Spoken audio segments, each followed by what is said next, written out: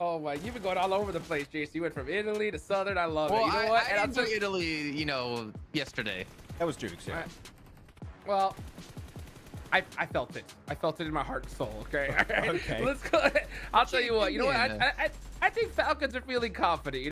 Yeah, you can see IC on his face. They've been in these situations before, so I don't think they're too worried here. It's just crazy how well some of these teams that we really didn't expect are performing here. I mean, yeah, look at this Alter Ego. I thought that we were gonna see Fudia win this fight 100%, but you know what? Just a couple good plays from Alter Ego shut him down. And one thing I love to see, Max, is we're seeing like how punishable tiny mistakes are in this tournament, right? Like if you do not push together as a squad, you even one half misstep, you're knocked, thirsted instantly, and that could lose you the game. So teams definitely got to dot their I's and cross their T's here for the rest of the day. Yeah, I think we saw it also from Team Kesso fighting Na'Vi on the first game over on Sanok. The Na'Vi do this 2-2 split and they just send players solo, and Team Kesso have really solid angles. And that's the thing that happens in PMGC, right? Is that you have all of these insanely good teams coming in from their home region that now going into PMGC, they are the best in their region. They're able to punish all of those feeder teams to do a lot of mistakes,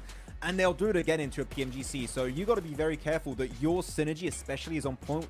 We've seen it a few times, Jukes, already, I feel like today, where sometimes some players just doesn't want to wait for his teammates a little bit longer. He just sends it 5 seconds too early and instantly gets obliterated. So sometimes those little mistakes can be easily avoidable, but when you are under pressure, sometimes you still make the mistakes and teams will be there to punish it. I mean, I didn't know Alter Ego changed their name to feeder teams. No, I'm just kidding. I'm only saying that for Max. I'm only saying that for Max, not because I dislike them. But as we take a look at a quick head-to-head here between our top teams, or pretty much top teams, you can see a big difference when it comes to chicken dinners, of course. But IWNRX, man, on the Elim game is pretty insane. They're a fragging team. Like, they are, for me right now, in terms of EMEA teams, they're the best hope in terms of fragging potential. Sure, Team Spirit are great. I think the Team Spirit maybe stand out more with how they rotate around the map. But IWNRX, their fragging potential with Z-Wolf in particular is insane. But one thing that needs to be highlighted, right, Jukes, is that even though Z-Wolf that 2 games ago went out early, the entire team can still pop off. So it's not like Z-Wolf is just doing all of that heavy lifting alone. The entire squad is putting up the numbers, playing so well together. And when they pull a rotate like they did in this previous game versus IHC, the synergy's on point, the timing is on point. This is a team that I think is going to do very minor micro mistakes, and that means it's going to be very hard to take them head to head in a fight. Okay, well, one thing that's allowing them to be so successful in these head-to-head fights, of course, is their device, the Infinix GT20 Pro, getting that 120 FPS to hit those DBS shots. You guys at home can play like a pro as well here. And speaking of pros, Max, man, we have an ex-pro with us here in Hot Jukes who can easily talk to us about the difficulty right now of playing at this level and making mistakes. You don't want to see it happen. Actually, I'm going to change topics instead. I'm going to talk about something a little bit better. What team to you, Hot Jukes, has been overperforming the most? Overperforming? Expected. Yeah, overperforming. It's got to be Enigma Galaxy, right? I mean, none of us even had them in our top 3. So, I mean, these guys are just crushing it. I mean, they're playing it perfectly. I mean, I want to go back to the point about Max said about IWNRX and their frag potential. I mean, they proved that in that last match by just pushing up on the IHC and trying to take the game into their hands. They realized that if we don't take this fight right here, right now, the chances of us winning are low. So they got those eliminations. They ended up with Enigma Galaxy, but Enigma Galaxy, once that fight happened, they're like, no, we're going to push up. We're not going to stay safe in the South, and we're going to win this game. So they're playing it perfectly. Honestly, if I look at both these teams as coaches, I would be like, hey, you guys both did perfectly. It just, that's just how it turns out sometimes, So I want to see that consistency from these teams. I want to see those perfect plays and to continue on. And if they do, we're going to see both these squads in the top 3 and hopefully in the grand final. And it's quite interesting right now because when we look at our current top 3 on the leaderboard, you got Enigma Galaxy, you got IWNRX, and you have Na'Vi. If you look at the winning team over for Group Yellow, it was Team Spirit.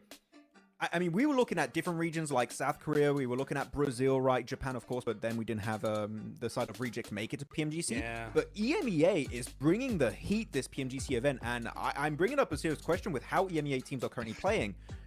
Is there a realistic option that the trophy goes to EMEA? That's that immersion right there. That's that immersion, baby. Yeah, I'd rather have that than flossing, to be fair. That's better. That's true.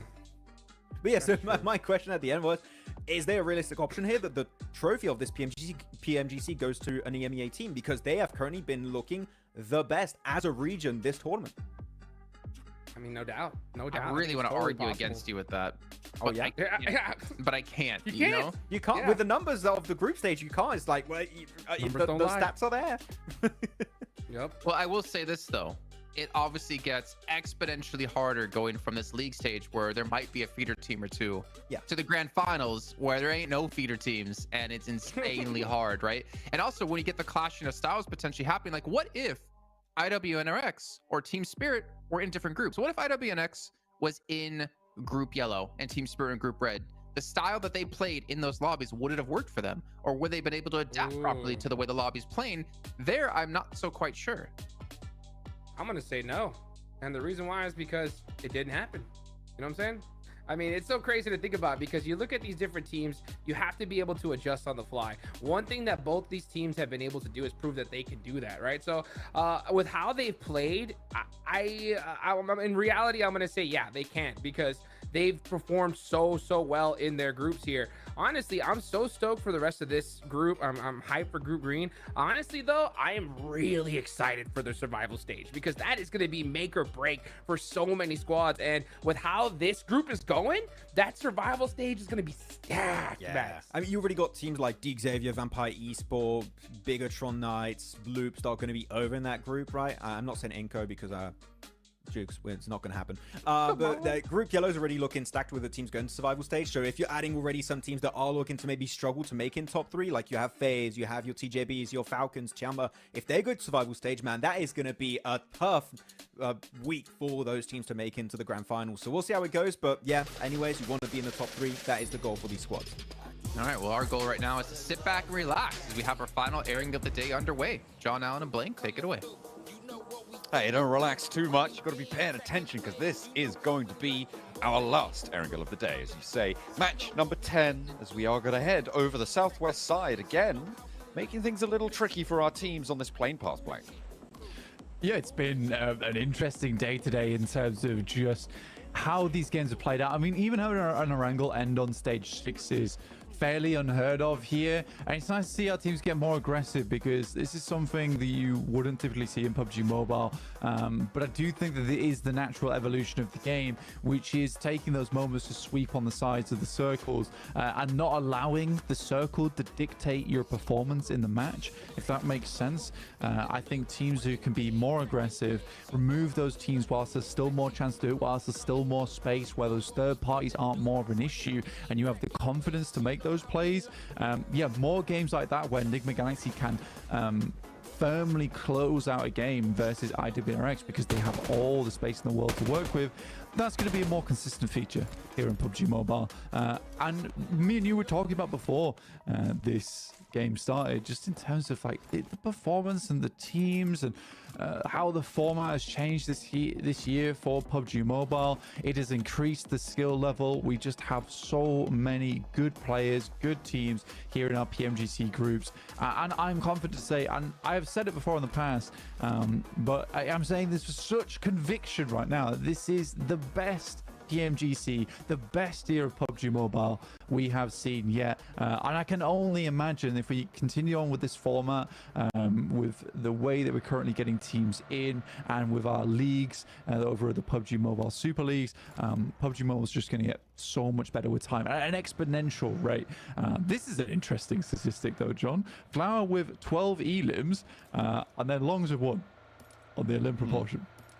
It's not been great for Longs. He has not been living too long in these games and making too much of an impact. I hope that he's contributing in other ways, but that will remain to be seen. Right now, TJB are doing okay, right? They're in 8th place, 51 points. They're within striking distance of the top section, but teams are starting to open up those leads towards the top of the tables, right? From Na'Vi down to FaZe, that's a sizable gap, right? 13-point difference there, and then all the way up to Enigma Galaxy in 84. Things are starting to look to get a little bit more difficult to breach that gap. But all the way down to Alter Ego, we're looking at teams very capable of making that jump now.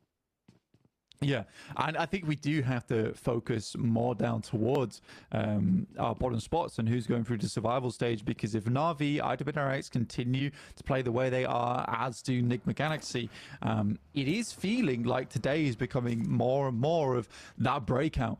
We talk about PUBG Mobile a lot of times being very similar to a peloton in cycling, because it is. A lot of teams will stay in that main pack with a lot of the other cyclists. In this case, a lot of the other teams, but then a little way in, you will see a sprint out from some of these teams that have the endurance, have the capability to make that happen and separate themselves from the rest of the pack. It's not necessarily often you see that happen in a four-day group stage in day 2, match 3 from Enigma Galaxy, sending themselves up into 84 points. But again, they have been so consistent that now at this point, any strong game that they get on top of all the consistent matches they have will just push them further and further away. And Na'Vi, as well as IWNRX, would like to create a similar kind of situation for themselves. We always look towards first place as trying to push up towards the metric of around a 10-point average, and that generally is enough to see you into first place. Last week, Team Spirit didn't manage to make that metric. It's notable to say they only got 225 on the 24-match set, which means that they fell short of that, but they were still fairly clear in the lead. So looking at this one so far, Enigma Galaxy, it's kind of the same story, right? They have managed to get into the lead by a pretty sizable margin, but they're not quite up to that 10-point average. And that speaks to, in both lobbies, the closeness of the competition for these top 3 spots. Yeah, and again, it just goes way back to what we were saying right at the start of this game. Is just how strong all the squads here in PMGC are. There have been very little teams that do not have the potential to be up towards the top 5. And I think that Fury is probably the first team that we'll see throughout the entirety of the group stages that we could probably call out as a team that's just not been performing up to their potential whatsoever and is struggling here in PMGC. I think every other team has that potential to make it happen. I mean, you look at Virtus Pro, you look at Vengeance, who honestly I haven't had a whole lot of time with my a whole lot of time analyzing, but they're still a strong team, even though their team fight does look much weaker than some of our other squads inside the lobby. But they can break out. They can break out of that bottom 5 here into survival stage. That is the goal for a lot of these teams. You're doing okay over there. You're yeah, surviving. I did like a left sneeze into a right sneeze. You're in I had to even it out. You're in your own survival stage right now, but you've managed to escape that one. You're over. You're into Group Red once more. The dust, I could sense it from Miramar. Oh dear, goodness me, it's coming for you. The dust storm's approaching, but we've got to get through this last Erangel first. That's what we've got to do. Just like these teams who are competing once more to take down EMEA in the top spots, right? Because I mean, we covered the EMEA region, and as long as they're in the top 3, we're basically the best thing that's ever happened to PUBG Mobile, as far as I'm concerned. Oh yeah, absolutely. I think wow, that was actually very close to the Clara. So yeah, I'm quite proud of that. Yeah, PMSL EMEA has gone crazy, and I think that's purely off the back of the, last year we had a lot of PMPLs, which encapsulated the PMSL EMEA region, but a lot of them only had 1 to 3 teams that were really truly strong within it. However, this is the best part about PMSL EMEAs, is that not only does it group all those strongest squads together, but it forces teams to make readjustments in terms of those squads that maybe weren't in that top 3 in each PMPL. There were players within other teams that were very strong, very damn good at the game, and they've been selected, picked up, and re-emerged into new rosters of their own, and we've created this super league for PMSL EMEA, and it's filled with extremely strong players, and because they've all been able to play against one another, the overall skill level has increased massively, and it's something that PMSL, the EMEA region, was sorely missing out on, because that's something that other regions definitely had beforehand, where they had multiple strong squads all in their relative PMPLs. This is a little bit more in-depth into format of why PMSL EMEA is doing so well here in PMGC, but there always was the players to field, just not necessarily encapsulated into 24 and now 16 in those finals really strong squads. It's so good to see the distillation of talent into, well, all regions, to be fair, have been stepping up, but obviously we're a little bit biased towards the EMEA, having followed these guys. Less than bias, it's just they just have been the region that's benefited the most from this format.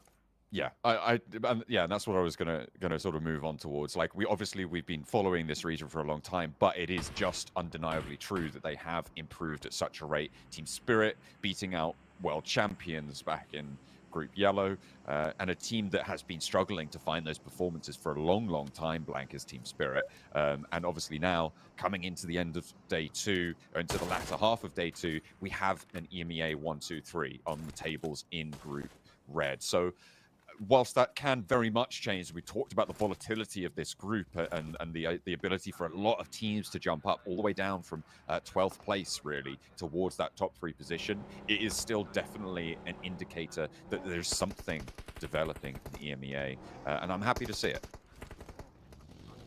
Circle down towards the south side of the map, so around farms. There's still a little bit of Sosnovka tucked in on this circle, but it is, I'd say, impossible for the circle to head down there. It could certainly keep it in towards the end game, but we're likely going to end up on the coastal area around this middle island of Erangel. So teams are bunching themselves up alongside that coastal edge. Tiamba heading down on the south side of farm towards that pier area of the map. ASIA got out nice and early. They were still very cautious the way they did it, so we saw that earlier. We didn't quite comment on it, but they were very disciplined in the way that they made their rollout from military base. The ASIA is a funny team because I absolutely think that they need a backup drop spot, and I would implore them to find one. But they are working off the back of just being very good players on this team. Right now, fending off versus Team Kato, and now over towards FaZe. If we look to the past, Stalwart actually was the team that played over on Nova Apnoia so often. Even that team has now changed a lot. Now here on Falcons, even with Stalwart, they stopped playing Nova Apnoia as often and looked for a secondary drop spot on those playing paths. So it's a team that we already have a case study on. Team Kato, and now over towards FaZe. SIA, they've managed to get a nade knock over towards FaZe, and finally goes down, but not before he launches one back in response. Will fall off this top, as Virtus Pro also crunching in. Alter Ego across the way, maybe also able to have an impact here. Onsens is bleeding out, but Virtus Pro is suffering to Mormon. Finally goes down, and that's the run over from Tixi, but they've still got Mela in the back pocket, a secret weapon to unleash upon all those around him. Can he hold off Virtus Pro? Because it looks like he might have to do so almost solo. Oh, he's taking a lot of damage. He gets around with a vehicle, stays alive for a little bit longer, somehow gets away, but can ASIA find a response here? They've taken a knock in the meantime, and he's the last to fall. ASIA put him in the dirt there, and now Virtus Pro take up their position. Secret weapon. Virtus Pro is a tough fight for them. I mean, even against FaZe, who were already in a fight with ASIA, they were able to somewhat hold their own there, but it was a little bit too much for FaZe, and they will leave the lobby for that factor. We are getting our next circle in though. See on that hits over towards IWNRX, so nice position for them to get performance going. I think that they are Turkey's hope, really, I would say, in PMGC. They're a very good squad, and I think out of all of our Turkish teams, they only have the most potential for that factor. We are getting our next circle in though. See on that hits over towards IWNRX, so nice position for them. Open. Vengeance rolling across the hillsides. A lot of teams trying to move in now onto towards the shorelines as Vengeance try and cut an open field crossing. It's not really going too well though. The established crossfire angles just tear them to shreds, and now they're down to 1 or 2 players actually managed to make it through. Surprised that many even managed to make it that far, but there's another one soon to go, and I think that might be the flush as well, so they are down to 1 in the end now.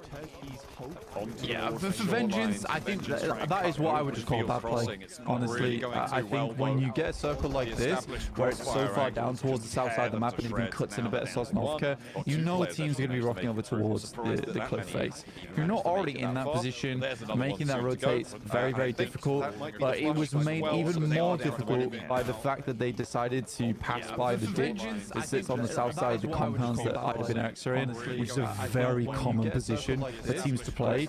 You saw a nade being thrown down there by IWNX, and it was less to do damage, but more to confirm positioning. I think IWNX definitely need to know where the teams are in their future, because they will be tucked away in this compound for a while, playing out over towards the eastern side. So it's essentially a scout without vision onto their target, which is good from IWNX. I think they are certainly thinking about their future here in this game. And it was pro clock touch there on the crossing, looking for the res. The spray down from Malway confirms the knock, but he's taken down in response. So 2 players for Virtus Pro. Koa up to the rock with the DBS, hot swaps to the Scar, and Boysil's trapped on the back lines. Alter Ego suffering here, trying to defend the 11th place spot with the only one elim that they managed to find. Virtus Pro giving them the runaround, and Tixie's out wide for a flank. There's no way that they get back for these reses now. He's up and into the fight. They should know vaguely where Boysil is. He's darting out into the blue, trying to get away from this one, but I don't think he's going to have too much luck, because he's actually heading around the headland. Not too sure where he's going. We'll see where he tries to end up here. We're still in stage 3, so the blue zone very survivable, but not really too many options for Boysil now. Not really for Alter Ego. They are struggling. Now there's the one player with Boysil moving out.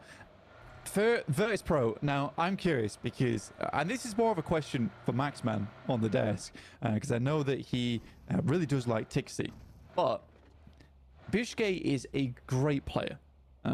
And I think he performed fantastically well with Virtus Pro as a frontline, but almost like guardian for the team. He was very, very good at protecting his squad mates, and also a fantastic nader for the squad to open up those fights. For me personally, I think Tixie is a great addition to any squad, but I think going into the group stages, it's a difficult decision to be making for Virtus Pro, as I think that they would be doing, personally, they would be doing way better with Bishke on the team. Now, this might be a conscious decision, just to be like, let's get Tixie in and we'll try and get into the survival stages, but we desperately need practice with him now if we want to make it work going into the grand finals. It'll be interesting to see how their roster develops here. Do they bring Bishke back in? But yeah, they are definitely committing to Tixie as a core component of their roster. We'll see if that flourishes into the later stages of Group Red, because it's not happening so far. Incilio on the south side right now, in the compound that they hold, one of the major forces in this lobby. I'm also looking at Team Queso on their hilltop on the southeast side of Pachinki. Just across the road, you can see Fash has taken a scout out towards them. They've got a lot of high ground oversight. Teams from the west may look to try and rush over it, though, with Enigma Galaxy sat there. ASI8 kind of stopping anyone from the southwest having an impact. I feel like Enigma Galaxy potentially the only team that could take that high ground from Team Queso right now. Yeah, I think for Team Queso, they have had a real good step up in performance today. Unfortunately, they are just hemorrhaging players on this north side. ASI8, again, they're an odd squad to me, because I think some of these early rotations, especially on our angle, are just made unfortunate by their decisions on the drop spot. I mean, this one obviously works out, but it has been incredible for them. There's been questions about ASIA in the past and the players on that team and how well they can do, but this group stage is really proving a lot of people wrong here, and I think that they are a fantastic team and one of the best squads coming out from that region in a long time. Virtus Pro on the hillside, Enigma Galaxy, they've lost Snowix, but that's a little bit isolated from the rest of the roster as well. Losing another on the forefront would be really far from ideal, but Tixie down there, a move forwards from Redox to try and secure them a path towards their team. ASI8 flexing out, a good third-party rotate. They sent Falak, they've sent Noki out to get stuck in on this one. Snowix is still down there. You can see Narvalo desperately wants to establish control, and they might have been able to do it. Virtus Pro get pushed aside. ASI8, if they're not quick enough, they won't be able to capitalize on this weakness. I liked the flex out. They didn't get too much value for it, but they'll be okay just to pull that one back. Uh-oh. Is Snowix in? I think he might be. If they're trying to pull him back into the zone, he doesn't have too much time left. Yeah, Snoix is a little bit on the edge here.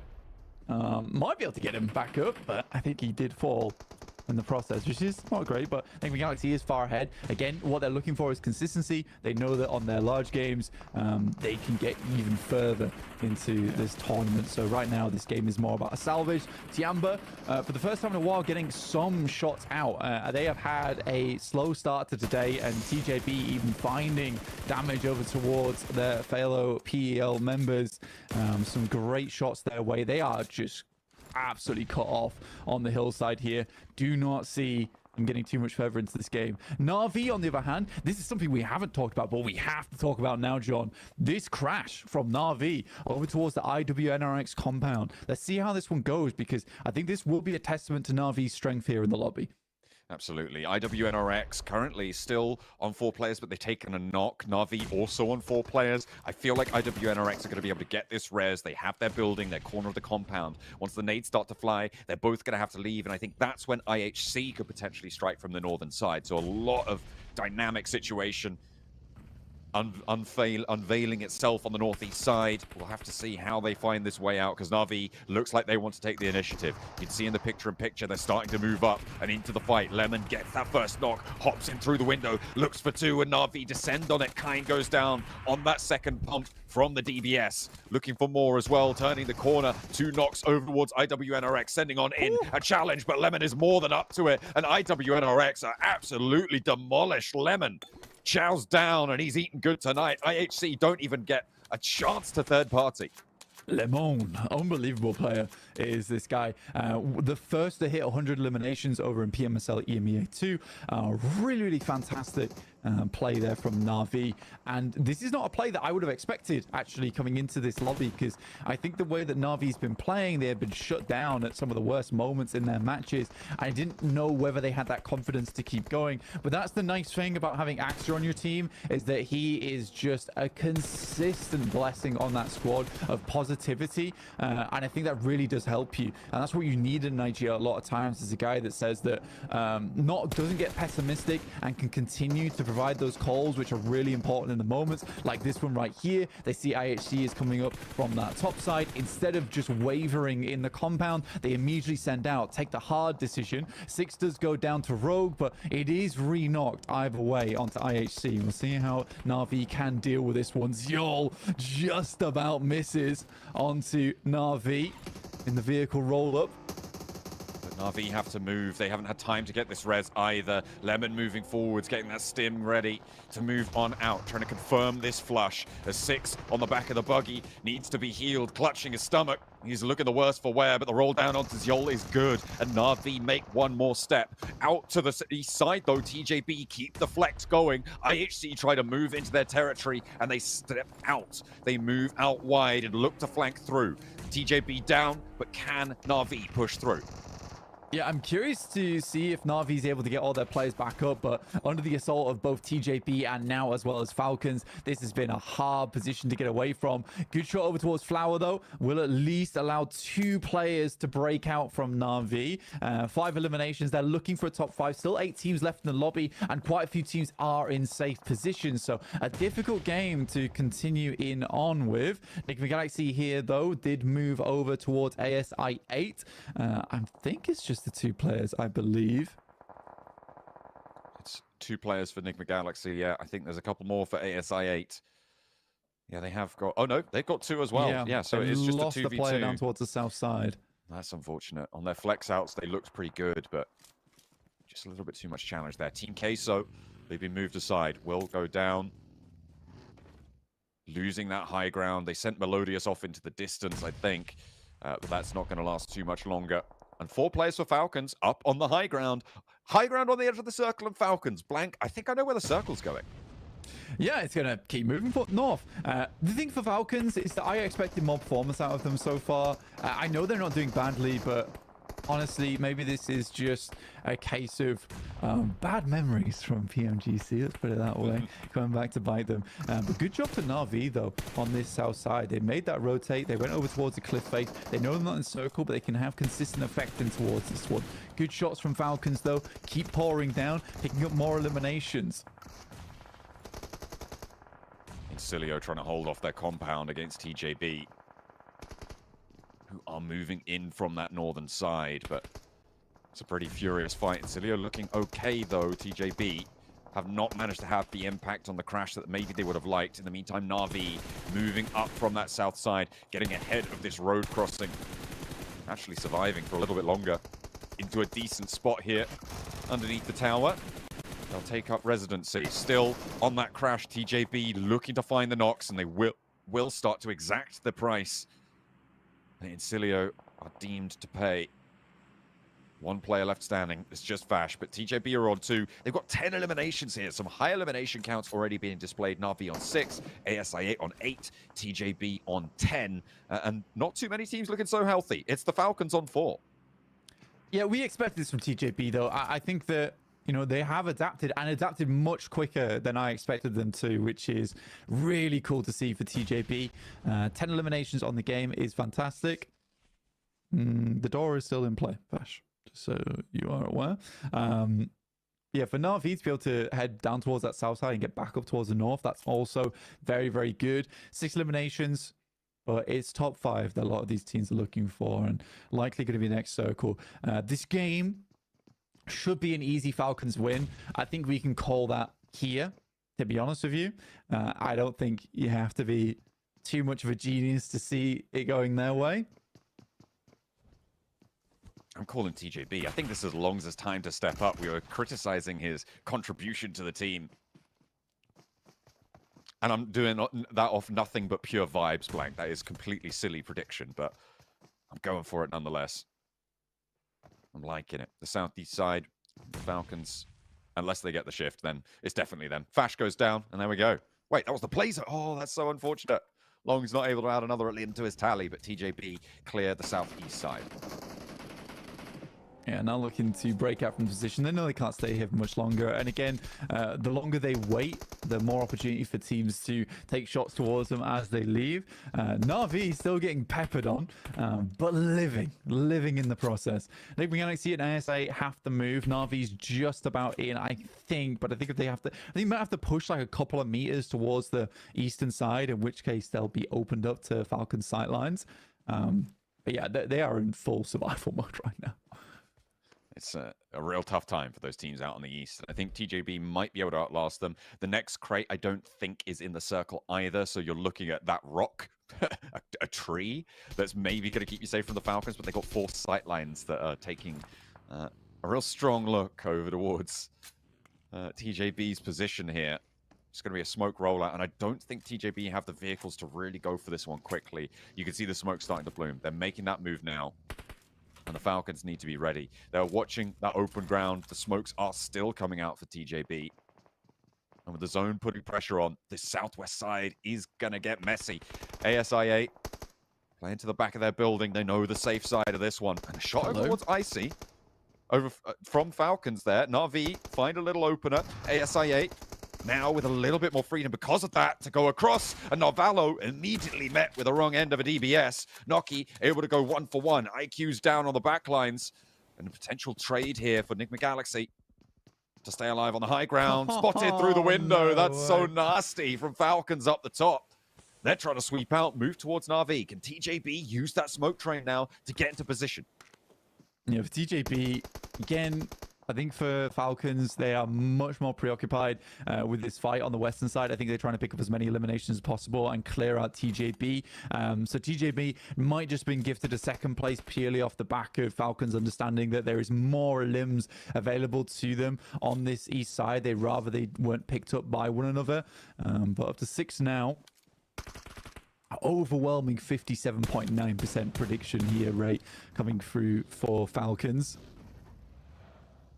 Action's going to look to move a little bit. This is the difficulty, though. I mean, Falcons are now right up against the blue zone flank.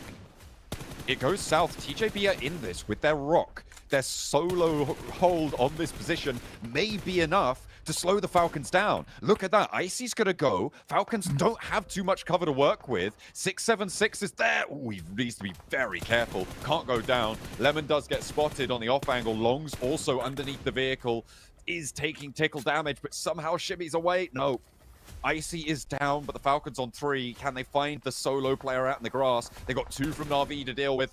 If they can get the res onto Lemon, but 6 is down, that means it's just 2 snakes out in the grass for the Falcons to try and pick up. Yeah, the Falcons have to move, though. You're right. 8 eliminations, not a bad game whatsoever. And it is Redox. Can't really count this guy out, but I think with the position he's got to move into, oh boy, life is difficult. Smokes are really going to be the only thing that gives him any kind of cover, and he's sort of just playing off this lip to try and catch a player off as they move out into open ground. I think Top's the one that has the angles on him. Good shot from Redox, tries to confirm the elim. I think he might still get it purely off the play zone pushing in, and now it's a 1v2 with 676 with some awesome sightlines. Has to hit those shots though, and he's unable to do it. The flush comes on through. It's a 1v2. He knows both of these positions though. The shots came through, did not have quite the sightlines to fully control that left side peak, unfortunately, and he's really committing to the shots onto East, but cannot quite connect, and East reads into that beautifully, dips out through the smoke, has the read exactly where he needs to go for the fire through it. Brilliantly pinged out, played to perfection, and the Falcons descend on the open fields. A fantastic chicken dinner for them to find. Yeah, 73 points. I think that puts them up to, which is awesome for the Falcons. And we wanted to see more out of this team, and that's the game to do it on. Very, very hefty control that they laid down on that north side of the map. But for Na'Vi, another strong game, a good play from them. And they got themselves out of what was a horrid situation, literally a horror movie on that northeast side. Excellent way to close it down. Let's head back to the desk to set us up for the next. Max, I'm just going to give it to you.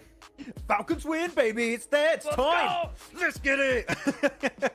But realistically, it was such a good game early on for Falcons in terms of scouting to get to that spot. They were just trying to survive to the late game. But Jukes, the shots off Top just made that entire late game scenario possible. Without Top there, they would have gone down in 5th or 6th place. But those shots onto the solo of IA, onto the players of TGB at some point, and clearing Na'Vi in particular, made all of this late game scenario possible for them to wrap up the win. Dude, I swear Top made all of their jerseys by hand himself, because this dude was threading the needle all game long. It was ridiculous. I mean, through the window, I mean, we were watching and we were just like, oh, they got eliminated. It must have been Na'Vi. And then we're like, Top? How the heck did he even get that shot off? I mean, what a game. 6 eliminations, 910 damage. This is the chicken dinner we needed to see from Falcons right here, right now. Couldn't have been done at a better time. That's my MVP contender right there. That's what I wanted to see from Top, and it's good to see them on point. But it's kind of odd that we have 2 finishes very similar compared to their win yesterday on Erangel, where they just play an edge high ground positions, but they know how to use it to its full potential. And actually, East at the end too got a really good angle behind the smoke. I was like, how the hell did he hit the shot? But as you said, Jukes, he just pre-fired through the smoke onto that solo of TJB. Good games all around from a lot of teams, but really the rotates early on from Falcons to get to that spot in the first place really made that late game so much easier for them to approach. Yeah, I mean, man, just Falcons win, something that we've been waiting to see. Good to see TJB last towards the end as well. That's something that I think that we needed to get done. But man, I mean, I8, that's one team I want to talk about too. I really liking the squad. They have that kind of all or nothing type play style. They put themselves in really good positions, and when they do, they soak up some serious eliminations. We haven't seen them, at least today, right, get a crazy, you know, chicken dinner or anything like that. I think it's only a matter of time for these guys, though. Even though, I mean, it's a little frustrating for me to watch them, you know, go out with 0 points. That type of play style, when it does work out, man, does it make up for it. I like what they were doing on the Western side. They were trying to third party the fight of Nigma Galaxy. It was Nigma Galaxy and Virtus Pro, and they were making sure they can clear that Western side so they would have full control of that area of the map. But unfortunately for them, then they get crashed by Nigma Galaxy. Then it turns into a 1v1, and then you just get completely lasered down by Top. Then unfortunately no one can really survive that type of encounter. But I would say Jukes analyzed very quickly what are going to be the strong positions in the circle. They saw the Western compound, which of course that's always going to be a strong compound in this type of area, but they also sent IQ for a long period of time south of the water, actually south towards the water bank, because they actually have some really good dips over there for scouting, and IQ really got so much intel off the back of that. So sure, the circle didn't end up going there, but if we had a southern shift, I8 would have been the first team to get in that position to maybe gun for the win. So I appreciate them understanding in this terrain what are going to be good possible spots for the late match. Yeah. You know, Jason, I want to ask you a question though. No answer. I No want to talk answer? about TJB a little bit more, Jukes, as you brought it up. And I know you two were like pretty happy with the way they were rotating and obviously taking initiative in some of these fights, like their third party of gets their way up against Incilio. It was a good fight. I don't know if you want to talk about TJB because you're happy about TJB right now, but there was one time for them to stay relevant in that game, and it was the third party on Incilio and Getzo Roy. Yep. Yeah, if they wanted to win that game or even stay in that fight, they had to take that third party. And that's what I like about TJB is like they are willing to take those risks. We've seen them just take those risks and it not work out so often in this tournament. I think that's why we've been a little bit worried. But you know what? At a really good point, they got 10 eliminations this game. I think we're finally starting to see them on the up for sure. Yeah, definitely. Yeah. And I think especially when looking at TJB, there was one slight little thing that made their breach on Incilio and Getzo Roy so good is they understood the fight was happening. So, okay, we're going to third party. But they send it to the western warehouse that was still in circle. The eastern warehouse was not in circle anymore. And that means that Fascia, at that point, the sole survivor of Incilio, was forced in their direction and they could easily pick it up. Sure, he does go out to blue zone, but it just assures they don't have to take any more big fights and it can easily make it into a top 3 scenario. So that small decision, again, of going west instead of east warehouse was a big difference maker in this match. Max. Yes. I hate to do this to you. You don't have to talk about Alter Ego, Jason. What is going on with IH? Wait, what? Oh, okay. I thought you... What's going on, Max, with Alter Ego? I knew that's what you were trying to do. You know what, Jason? I don't know. I don't know what's happening. Are you happy? Okay. Am I sad? Yes, I am sad. I want to see Rosemary succeed, but it's not happening. So that's my analysis. Okay. I think that's fair. I mean, they obviously did make a roster swap today with Boycho, as we heard from Seven before, trying to play a little bit more aggressive. Hasn't worked out too well, but our MVP, you know, Max, I'm actually surprised because you bring this up quite often. You talk about the hair buff and Top, who normally styles his hair like up and back, just letting it go free. Is this the hair buff he needed finally?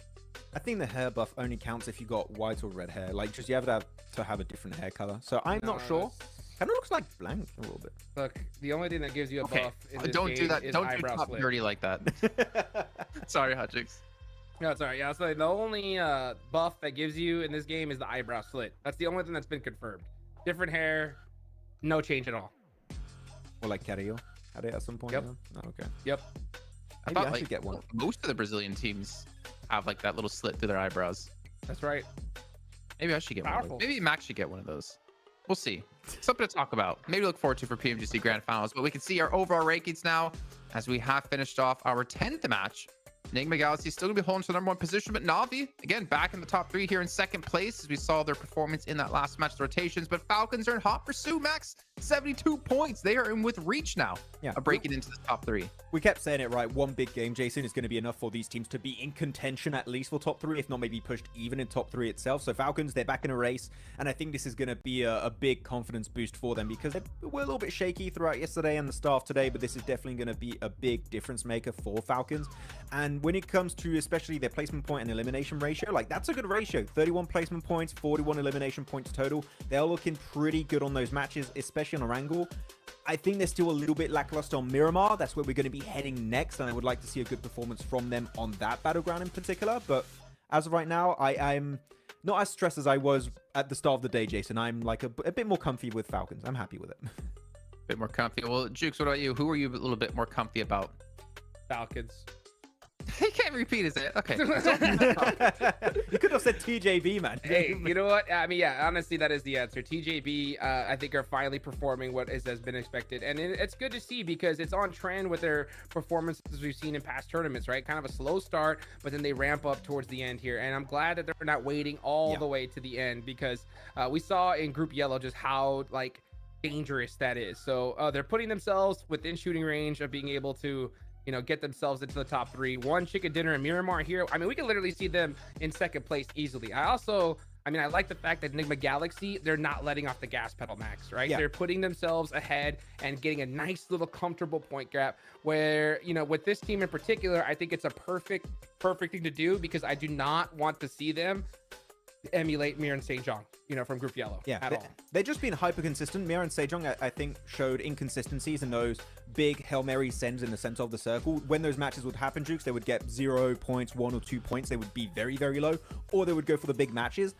I don't really see that with Nigma Galaxy. I feel like they're at least every single match getting some eliminations on the board, and that is going to keep them in the conversation for the top 3 until the very end, in my opinion, compared to going for big random sends or in the middle of the circle. So that's something that I think they'll be fine with. I think they'll be super comfy in the top 3, though. One team that's not comfortable right now, and Jason, you baited me with talking about IHC almost earlier, but it was for Ultra Ego. But I am going to talk about IHC. They had such a good game on Erangel 2 matches ago, and here they could have went for the biggest third party on IWNRX and Na'Vi to clear all of the northeastern side. But at Jukes, they just delayed it so much again and again and again, and then they just get surrounded by 3 teams in one area. I want to see IHC take fights. That's how they stood out in PMGC last year, but now they just seem like a super passive version of their prior selves. It's so weird to see.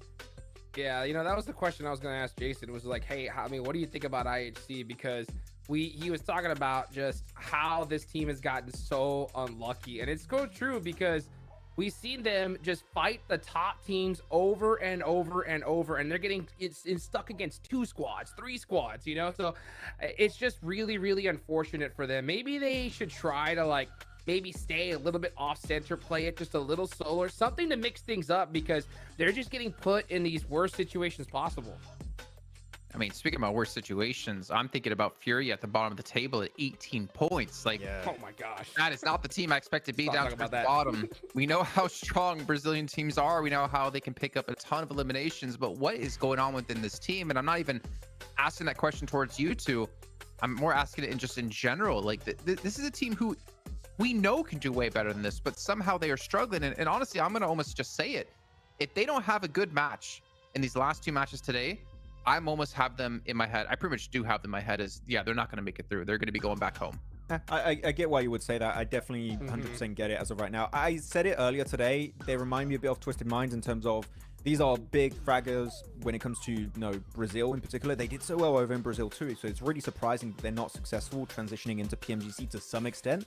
But I feel like the communication is a bit shaky. At least that's how I perceive it myself, Jukes, looking at the fights. Yeah. They're all doing their own thing, so don't know how you see it, but right now I would say synergy communication seems to be a big issue. Yeah, there's something off for sure, because they just can't win a fight. Literally, like, I'm looking at these guys, I see their spots, their positions, and I'm like, all right, hey, yeah, they're going for this push onto this building. That's a good play. Lose, you know. And then, oh, you know what? Let's try to get this third party. They get fourth party, you know. And it just has not been working for them at all. They need to start winning some fights and get a little bit of confidence under their belt, because there's something, you know, when you're in this stage, you got so much pressure on you, especially when you're at the bottom of the leaderboards. You need something to bounce back. That's kind of what we're talking about, you know, whenever Na'Vi, you know, I was like talking about having their coach Axer, you know, the smiliest man in PUBG Mobile, you know. If they have a bad game, you know he's going to pump up his squad, be like, hey guys, shake it off, let's get it going. And for Furia, they just have, it doesn't seem like they have that person right now. It's just, they've just been in that hole and just keeps digging deeper and deeper and deeper as time goes on. Okay, well said about Fury here, but maybe we should turn our attention towards a couple of other teams. We did talk about Vengeance before a little bit, talking about they're a little bit more of a passive play style, but it has allowed them to actually move up in the leaderboard and like basically over double their points so far on the day. Virtus Pro as well, which I don't know how we feel about Virtus Pro. I don't know where you predicted them to be. Obviously with Tixi coming to the team, I feel like they're just kind of on par with a team that would have to make like roster changes right before PMGC. I don't know if you have any thoughts about that. No, I would have to agree. I'm not going to reiterate the point that Blank made during that game, but I'd have to agree with the whole point of like the player changes and stuff. And there's definitely seems to be way less synergy, unfortunately. I feel like I'm just using the point of synergy and communication as a scapegoat argument, but you can really feel it when the way teams take fights, that there's a little bit of a disconnect, right? You have players that maybe engage 5 seconds too early when they could wait just a few more seconds for teammates to get an angle on you. When you breach a compound, you have a team, sort of a group of players that go to one spot that doesn't see the other 2 players of your team. I want to see an improvement here, Jason. There's definitely some time to do so still, but we're almost at the end of the first half here of PMGC for this group, so they need to do a comeback soon. All right, well, let's take it into our first Miramar of the day. John, Allen, and Blink, enjoy. First Miramar of the day, indeed. First Miramar of this group. It's a little more open. It's a little bit more rotational. Let's see how that affects things as we go into legs 11, map number 11. Indeed. I mean, we're heading over towards Miramar now. We've had some definite step-ups from certain of our teams here today, and a lot of them are breaking out towards that top 5 position now, which is what typically happens towards the end of day 2, and then day 3 is maintaining performance or having your big comeback to sit up on that top side with the teams that are looking to head towards grand finals on their direct invite from getting into the top 3. Remember, from 3rd place down towards 11th, those will be our teams heading through to the survival stage, and if you're any lower than that, then you will be going home here in the group stages. So a lot on the line here for some of our teams towards the bottom side of the table. Give them a clip off the top, like a rock to the legs. It's going to be pretty ruthless towards the bottom of those tables, I'm sure. Not only between the teams, but between everybody else in this tournament as well, if you progress those survival stages. Southside plane path, so the north edge of this map, up to good old Cobby area over on the north side. Going to be difficult to access. Yeah, seriously low playing path here on Miramar, which is going to mean that a lot of those areas on that northern side aren't going to be clear early on in the game. You're going to have to make a big run up, but with a circle like this, it does mean that some of these teams can stop a little bit shorter and potentially loot up around some of these more or less well-known areas inside of the map, and then head back down towards Los Leones. However, ISA start their game off strong once again in a very central position. Usually there is multiple teams that kind of play towards the center of Los Leones, but at the moment it's really only ISA who has picked up that position.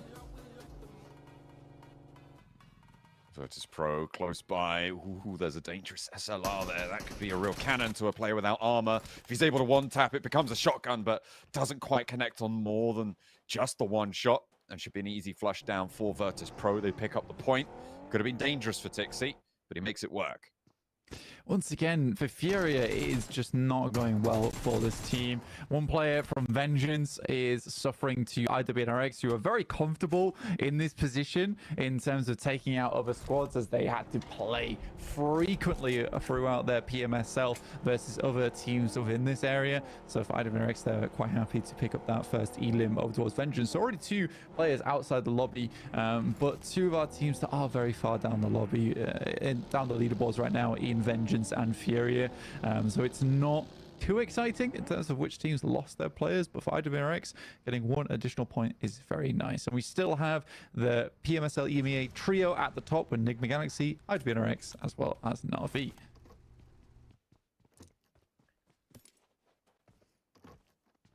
Still definitely something to try and chase towards the top blank. One of those teams trying to make it work for the Americas has been Team Queso. Over these last few matches, they've been really putting in an effort to step up. Welcome back to a quick interview with the 7WG, and I'm joined alongside Colega from Team Queso.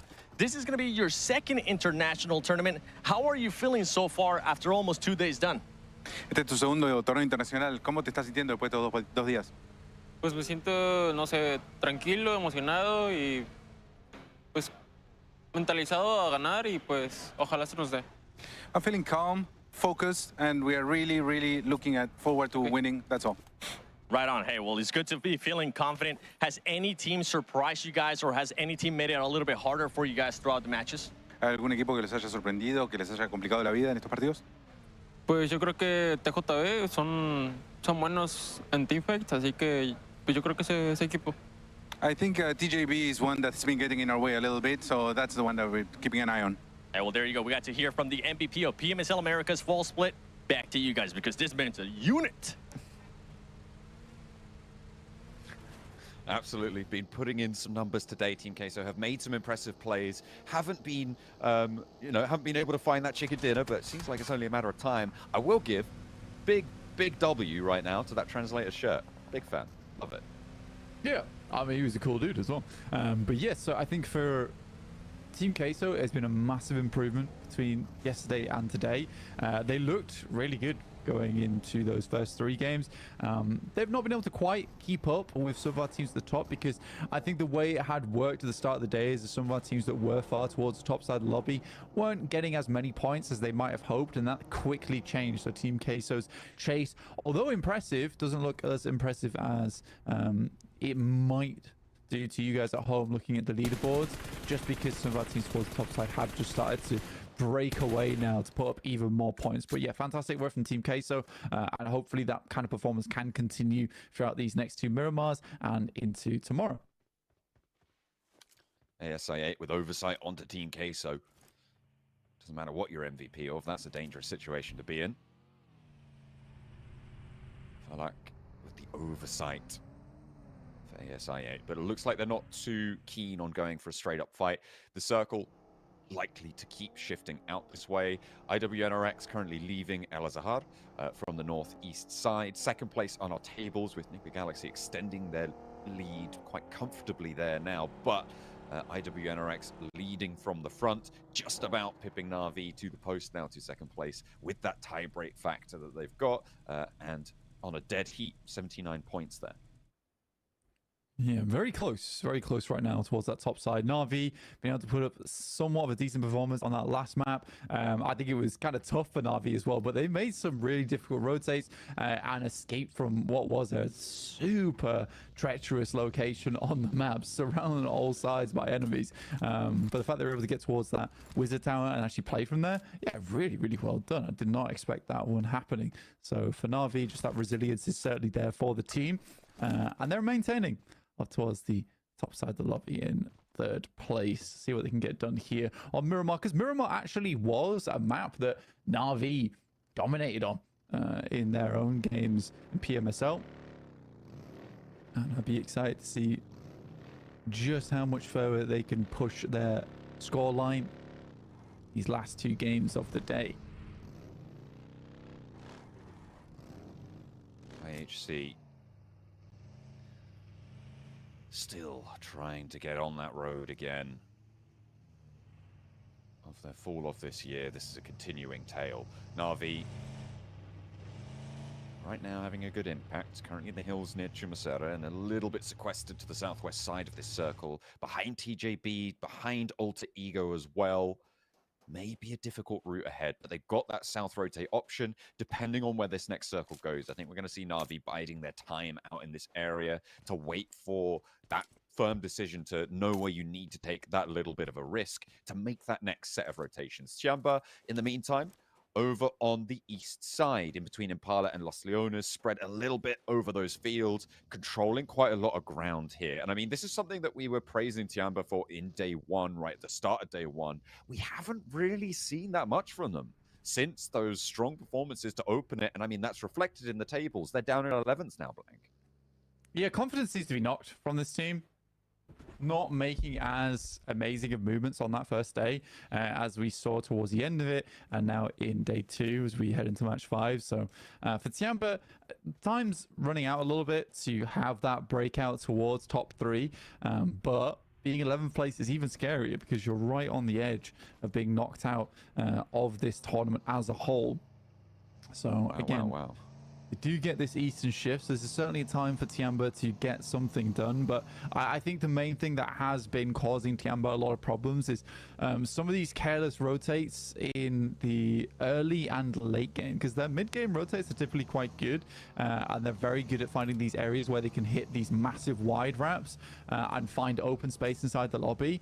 But yeah, then we head in towards these areas where they're constantly getting caught up with another team and then are unable to finish that fight out. So I do want to see that change from Tiamba, and I think it is a confidence thing.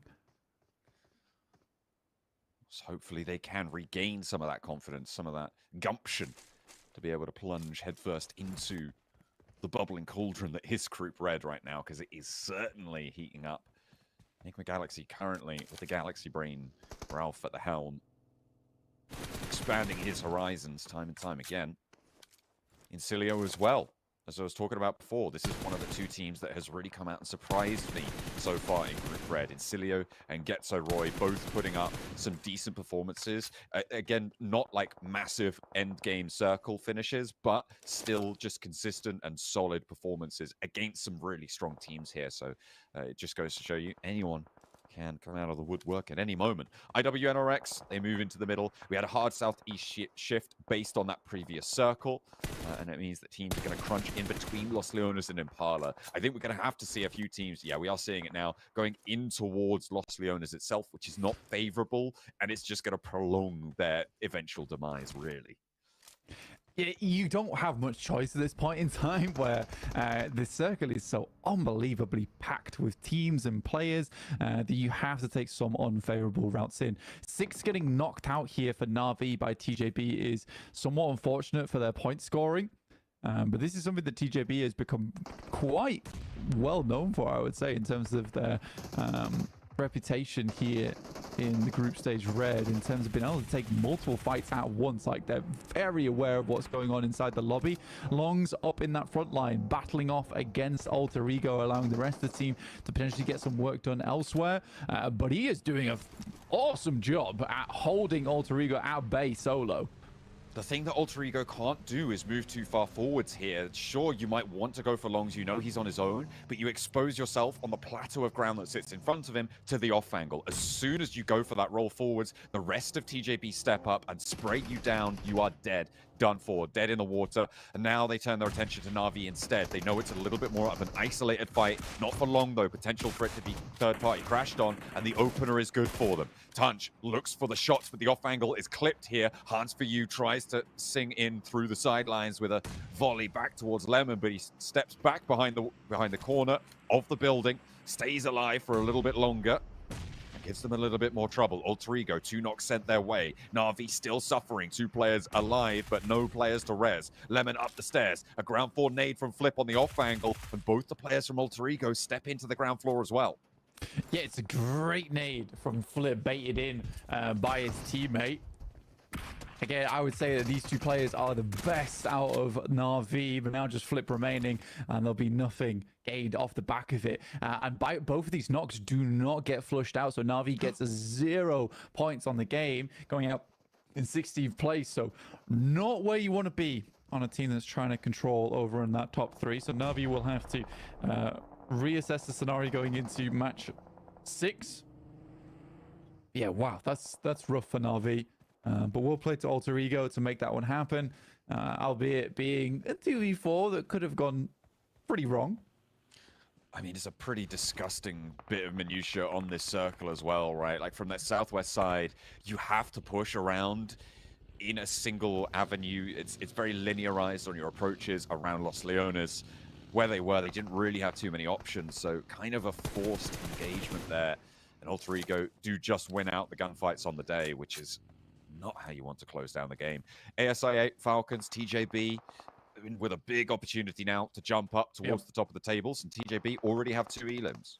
There is a fleeting moment here for Enigma Galaxy, and I'm curious to see whether they go for it or not, if they're just going to cut in, because there is potential where they could have wide wrapped around, past Port Paraíso on that road, cut out a lot of the sight lines and head towards the north side of the map. But it's looking more like they're cutting in over towards the high ground on the south side of this lobby. I really did want to see someone make that wide wrap on the eastern side, but it's not meant to be. And there only was a few moments to make it happen before we hit stage 4, where that circle really does start to hurt. But yeah, the difficulty is because a lot of teams coming out from Los Leones have to sort of prize themselves away from this position. TJB is getting prized apart themselves. IHC, 3 players alive on the south side. They got Getzo Roy trying to navigate the grounds out from the south side of Los Leones, but you can see how trapped in they are. This is all because Los Leones are such an ominous presence on that western side of this circle blank. It's just so difficult to make your way through it. No team's really trying to go for it. ASA8 still holding on to the east point of Los Leones, but they are probably done for on the next circle shift. It's going to be really tough for them. Everybody else who's trying to make their way out is coming a cropper as well on the teams that surround it, who got in ahead of this rotation. Enigma Galaxy, they tried to go through. They tried to actually go to that rotation, I think close to what you were talking about there, out to the east side, but it's just a little bit too late. Yeah, I think so. And again, it's one of those positions where, look, man, you could have made this rotate. Instead, they decided to go for something a little bit more dangerous, head up towards that north side, which might have given them more presence inside the circle. But another one of our top 3 teams go out without too much say into this game, which gives a lot of chance from 4th down to 6th place to put up a huge amount of points here to try and catch up. But right now, with the way things are going for TJB, I don't think they're going to last too much longer in this game. So it's all going to be up to Falcons and ASI8 to have big games off the back of this one. So Roy spray down over towards a couple of players they spotted from Alter Ego. A good rip out the back of the buggy there. But a spray down from Rosemary is the response. Alva as well chiming in and gets Roy take twice as much as they dish out towards Alter Ego. Just car remains, an unresable stage 4 zone means that Alter Ego are in the driving seat of this engagement. Rosemary checking for the peak that's going to come through. Does spot it, but unable to get the tack through. And it looks like it's going to have to be a bit of a dry push for them over towards that north side. The best they can do is just keep peppering bullets over towards that way to keep the team up on high at bay. Flower will go down to the play zone. Yeah, I think the TJB not likely to head too much further into this game. Car in a bad spot. Usually the last player alive who gets Roy as well, so certainly a player not to count out any times. In comes Team Queso, the team we just had that interview with. Looking to finish off Alva. He steps up, but a good couple of shots will pin him down. Hops back in the buggy and Team Queso keep 4. Need to get a little bit of healing done, but they're looking good. Let's talk about Tianva for a second here, Blank. They have a very good, strong compound central to the circle. Furia sit a little bit beneath them in another very strong spot, but they're only a duo in that location. A lot of teams crunched in on the west, and it's all, again, because of this approach from Los Leones, because of the presence of the urban environment on that west side. It's really split our teams and forced them to play in from this west edge a lot slower than they would have liked. IWNRX going to control a lot of the routes out here. ASIA are suffering right now. They have managed to get all 4 of their players back to their feet, but they took a couple of knocks. FaZe are in that location. Incilio further down south, and the wraparound is basically impossible at this stage. Yeah, at this point of the game, it's going to be very fast, right? It's going to be the fastest part of the game in terms of teams all trying to get themselves and out of that southwest side, which has been so dastardly for a lot of squads. And I think it will slow down a little bit after that because we have lost 25 players already, which is a significant amount at 17 minutes here in Miramar. For Tiamba, they set themselves up with a bit of a split going forward to give themselves more opportunity in the end game. But here's Team Queso losing 2 players. I think that I said TGB was done for, but they are still putting in a lot of damage from those backlines. They just got a double spray down onto Team Queso. ASIA, in the meantime, they do try and go for that wrap down south, and I said it was going to be almost impossible. It looks like that was true here against Incilio's outpost. Incilio only playing with 3, but there is no way you get through that crossfire. There is a backstop there. It's just a death net that's been established to catch the teams trying to flee Los Leones, and they fish up points left and right from it. Circle over towards that eastern side. So right now, Vengeance currently playing a spot in the map which is very much out of the picture for a lot of teams, but that cuts out a lot of play area for squads. Not only that, you've got that fielded area where currently Furia are playing, so a real disgusting circle to finish off this Miramar with. And Tiamba takes that time to move out over towards the eastern side to a position that has a little bit more cover to play in. Bond does hold back to maintain that rotate, to play that backstop, and now is recalled by the rest of the team. Virtus Pro don't have too much say in this from that south side, more preoccupied with looking out over towards the west. But what an ending we're getting here for Miramar. It's going to be so difficult, and all eyes right now really on IWNRX over towards the west. Incilio trying to keep Team Queso out on the south side as well. They're still playing as 3, but they managed to get 3 eliminations off ASI8. Virtus Pro are chiming in as well with some high ground positions. Can the point be picked back away? It looks like Westron's good for 2. Looks for the 3rd as well. A lot of damage done by Virtus Pro to Team Queso, but 2 points go over towards Incilio there. Picking up not too many more on this game. Unfortunate for Team Queso, but this has been a brutal circle for everybody on the west side, Blank. So no shame really on going down there. Yeah, I would agree with that. Absolutely. It's been really difficult. And you need to be massively on the swivel. You need to be taking shots. You need to make sure you're maintaining presence within the lobby. If you see a team, you see a player, you have to do damage to them, because that is going to be a team that in the future will be a backstab towards you. So you just can't let people get in towards these positions without taking damage over towards them, which East understands more than anyone else, which is why he's pressuring FaZe so much here. As you can see, IWNRX out in the distance looking to make their way in. IWNRX have managed to get a little sliver of this circle, the ridge line that they hold now. It's pretty tenuous right now as well because of the Falcons across the way. But FaZe kind of kept safe by the fact that there's two teams going one over the top and the other. But two players from Falcons going down. This is dangerous for FaZe as well as for Falcons as well, Blank, because it means that IWNRX can now push forwards, peek that ridgeline down to FaZe where perhaps they couldn't before. And the sidelines are massively open. It's a good nade from FaZe to keep them out of the way for the time being. But immediately loads of nades are just left out. Interesting nade. I think that was a bit of a mistake, an accident. But especially when you're coming out from multiple positions where you haven't been able to loot too many of these death crates purely off the back of these fights been taken at super long distance. Wasting a grenade like that can be pretty hurtful.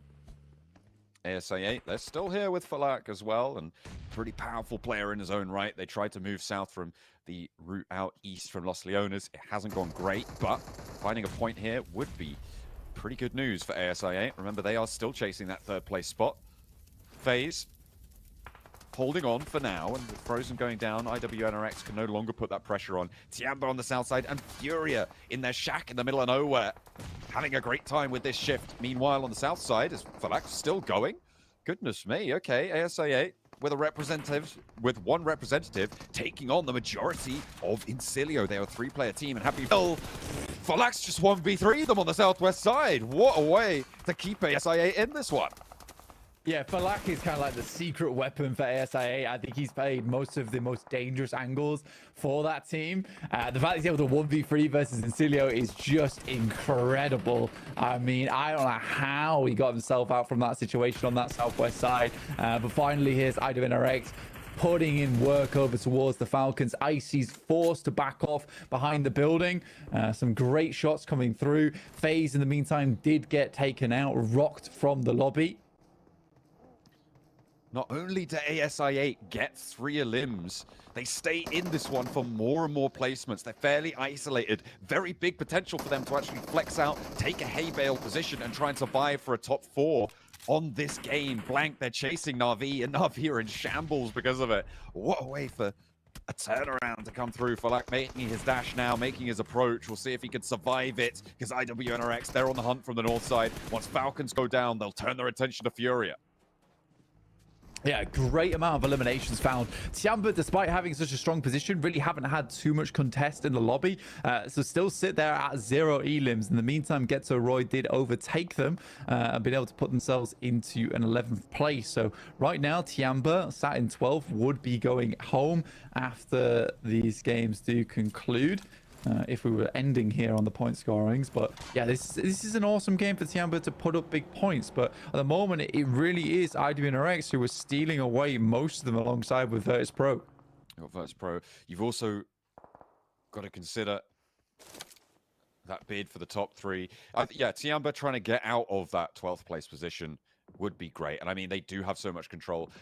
It is stage 5s and 6s where we see teams that take these passive holds start to flex out, start to flex their muscles. But I question what the value is that they can get from this one. Virtus Pro not going to have to crash down to the west side here. They can stay out on this eastern side for a little bit longer. It is a ridge that slopes away from Tiamba down to the east side, which means that Virtus Pro on the low ground relatively to that compound. But they can navigate across and look up. So I think the more likely approach of Virtus Pro is control Vengeance on the north side of their position and just keep that ridgeline covered off. Tiamba will take shots if they're given that opportunity, because no one really can crash into them at this stage. Falak, though, he's getting bold with it.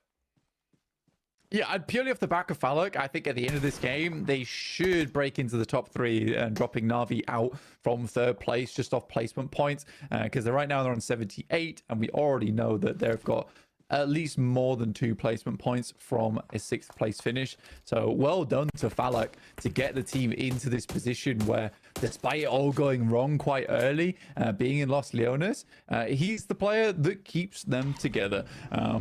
Ridgeside on the east is still kept in, but it's precarious for Tiamba now on that south side. But Virtus Pro can certainly work this angle on the eastern edge. And they'll have to be careful of Vengeance, though, because this is a team that knows of their location. They know that the position is down there, and they're going to be sending shots towards Virtus Pro the entire time. SAA pinning their hopes on the man himself, the man of the hour. Pakistan is behind him as well on this map. I don't know how much further he can go. The monster truck is smoking. The tires providing very little cover. Relying solely on the body and the downhill slope to make it work for him, which is a little bit of an advantage there. IWNRX now coming into contact with Vengeance, who are opting to go west on their rotate rather than try and move down and contend with Virtus.pro. IWNRX still need to go a little bit further forwards, though. Seems like they've spotted their opening. They see that retreat coming through. They may be able to signal the go time. Maybe crash into Furia, but it's a dangerous set of options they've got. Virtus.pro are flexing out 2-2. The backstop for Vengeance is there now, and IWNRX could be the pneumatic press to crunch them down. Yeah, IWNRX, this game means a lot to them, especially with Enigma Galaxy and Na'Vi being out. It's a fantastic opportunity to get themselves much closer to where Enigma Galaxy currently sit and basically place themselves far and away from a lot of our other squads inside the lobby. There is Falak going down. It was only a matter of time. I mean, he didn't really have anywhere to go, and those crates were essentially the only thing keeping up and alive, but fantastic work from him. TPC does go down to IWNRX. They are just keeping these players on the eastern side at bay, and up to 9 eliminations so far. So fantastic stuff from IWNRX, and IC alongside Virtus.pro is able to easily finish off the final members there from Vengeance. But in comes IWNRX. They're poking their noses in. Virtus.pro don't think that they belong. Tianba also looking to put pressure on. Virtus.pro actually now kind of caught on the outside here. Tianba look to establish the perimeter here, and they need these elims blank. They have none so far to show for the game that they found. A really well-orchestrated position that they found themselves in. They have had no pressure over this circle beyond occupying a central spot. And IWNRX continue to drain the points out of this lobby. They're up to double digits now. And the team from Turkey, they're making a bid for the top. It's so close between Tianba as well as IWNRX. It's difficult to call it. They're both on other sides of the map. Tianba would love to get some points out of this one, like you say, John. Chicken dinner has to be gotten at the very least for Tianba for this game to have been worth it. It is somewhat understandable of why they have so little elimination count, purely because of their position in the circle down towards that south side and have a huge amount of sight lines that provided them too many elimination capabilities. But yeah, this is now the time to start flexing out a little bit. They can't rest on their laurels down towards that south side of the map now. Virtus.pro trying to move up from that low ground. Now's the time to strike back.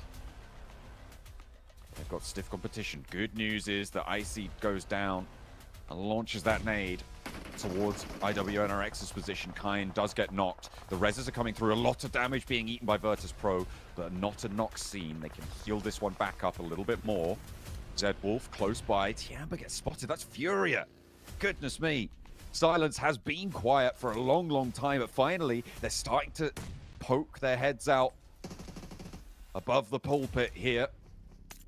3 players alive for Furia, and hadn't really looked too much at them, but they do have an open ground position. IWNRX, though, have other ideas. A response from Kayovsky over towards Swain is there.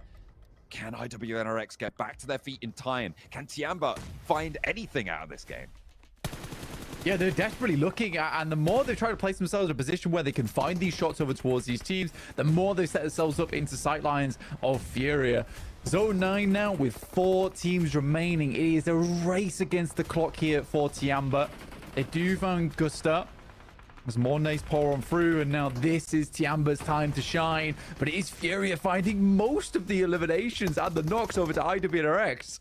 Goodness me, Zedwolf still alive behind the mound, and it's just Tixie on the back lines. IWNRX, they're going to give up at least one of these players, maybe both of them, as the zone is crunching fully. Furia try and flex out. They're picking up these points. 13 elims for IWNRX. Zedwolf and Kane, 2 incredibly powerful players. There's the knocks they're looking for, but they still don't have it confirmed. They really want this one to try and move on through, and finally they break that 0 barrier. A second knock over towards Furia, and Silence is the last to go. IWNRX cowering behind the tree as Virtus Pro go down fully, and Nade falls just over the wrong bouncer for it, and up the top, Furia go down immediately. Tiamba, I think they only got the 3 limbs, but they'll be okay with a chicken dinner. A 13-point game. It's matched blow for blow by IWNRX's limb count, however, and that is the big story here. Yeah, absolutely insane. And the thing is, I think IWNRX go out in second place there, with that nade being the final elim technically in the game over towards IWNRX. It was a case that Tiamba was able to get that shot off onto Silence, the last player from Furia, and it was IWNRX to fall slightly afterwards to the nade that popped going their way, which is a very amusing scenario. Quickly ends, but for Tiamba, it's not enough jump.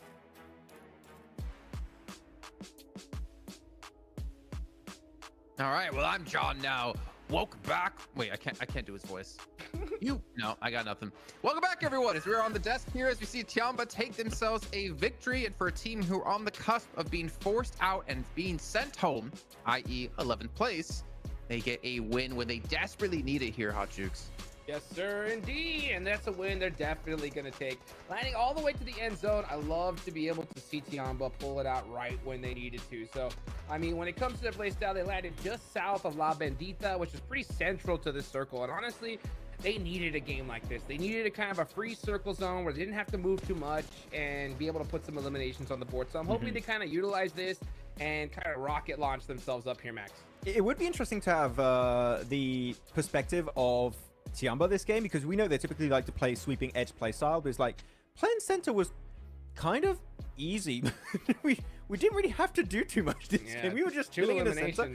They did do a little bit of a play that was similar to what Mira and Sejong were doing back in group yellow, which was to have a 3-1 split in the middle of the circle, and when the circle would shift, they would regroup in the better compound, which that resulted in them making it to the late game to then get the chicken dinner. But as you see, it's only 2 eliminations, so it's not like they were gunning down teams in good positions and taking their spots away. No, it was a very straightforward match, and it just gives them a decent 17 points on the board here. So good points, but it's a passive one, so I can overlook this match a little bit. Yeah. Sorry, you're saying Tiamba was 17 points. That was 12. They got 12. They got 2 eliminations there. Yes. I bet they wish they got 17. I would buy. Maybe it makes you know what, Jason? To be honest, I thought I was back in 2020 when you would get 15 points. I don't know why I said 15 points in my mind. I went back like in time. 3 years ago. What? Yeah, I was like, wait a minute, it's not 15. He's very nostalgic, Max Man. Okay. I thought about Tixie. I was like, and I went back in time, Jason. That's how it goes. Yeah. Well, I mean, for Tixie, for instance, Virtus Pro did get themselves 11 points, and that's probably one of their, not guaranteed to be one of their biggest games they've had so far. So maybe they're starting to get into the mix here and figure some things out. Whereas Furia, I don't want to knock them too hard, to be honest, because they kind of played center for a super long time. They ended up getting 5 placement points, but at least for them, they did get 4 eliminations on top of that. So they got more limbs than the winner of that match of Tiamba. So at least they're showing signs of life. But I still need to see more out of this team if I'm gonna, get them out of being knocked out in my head. Especially, there was a really clutch grenade at the end. I think that secures them second place, and they also get that elimination thanks to the nade right on IWNRX before they get eliminated by the blue zone. But it is still not the big comeback of Furia, Jukes. I think this is not the big game. We're like, oh yeah, Furia, they're back, baby. Let's get it. Like, this is not the game. Just like we were kind of critical about Tongjabao's win yesterday on Miramar. That was not the big game to come back. They've done that today. I still need more from Furia. Good to see they can get towards that late game, but again, 2 teams were kind of gifted strong positions in the circle. It was Tiamba and Furia. I still need a bit more.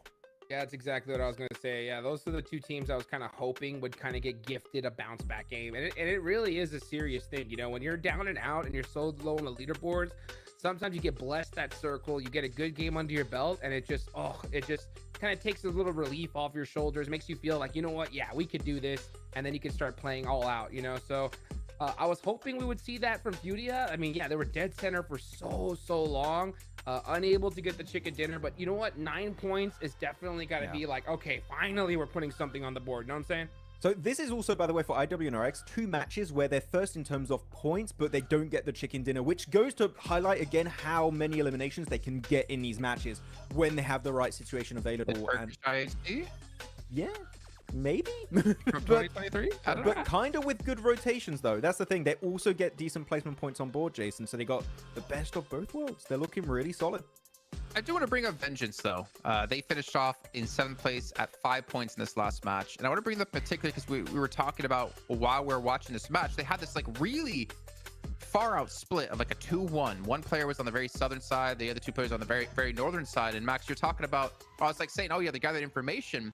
But Max, you brought up a point about that information is only good in one sense. And yeah, I want you to go into that. I mean, information is good if you're going to do something with that information. And unfortunately for them, sure, they had that split. That was a good split, Jason, to be completely honest. By the way, congrats, XC, for being MVP of the game. GG's. But they had this good 3-man split to the east. There was no teams entering from the side of Impala, so they had free reign to do whatever they wanted over there. And they saw the fights between Falcons, FaZe, and IWNRX. They saw Tiamba and Fiora in the center of the circle. They knew VP were going to be wide rotating south. They had all the information you could ever ask for in this type of scenario. But unfortunately, they did not go for third parties on fights to clear space. And unfortunately, by doing so, you're letting teams like IWNRX, like VP, close the gap between you and them, and they just get completely obliterated. So, scouting point, good. Didn't do anything with it yet. So I'd like to see Vengeance maybe looking to be a bit more willing to take fights when they have information that a good opportunity for an engagement is there for them. Well, we can see here overalls now after match 11 has finished off, and IWNRX have taken the top spot here at 97.66 eliminations. Honestly, a massive start here out of this team from Turkey. And then, of course, Tiamba with their 12 points did manage to go from 11th to 7th. So again, we're still seeing it is extremely close here, and one good game, one chicken dinner can technically boost up the rankings by quite a bit. But for now, it's about that consistency and maintaining this over the course of the next 2 days. And of course, one more match to come today.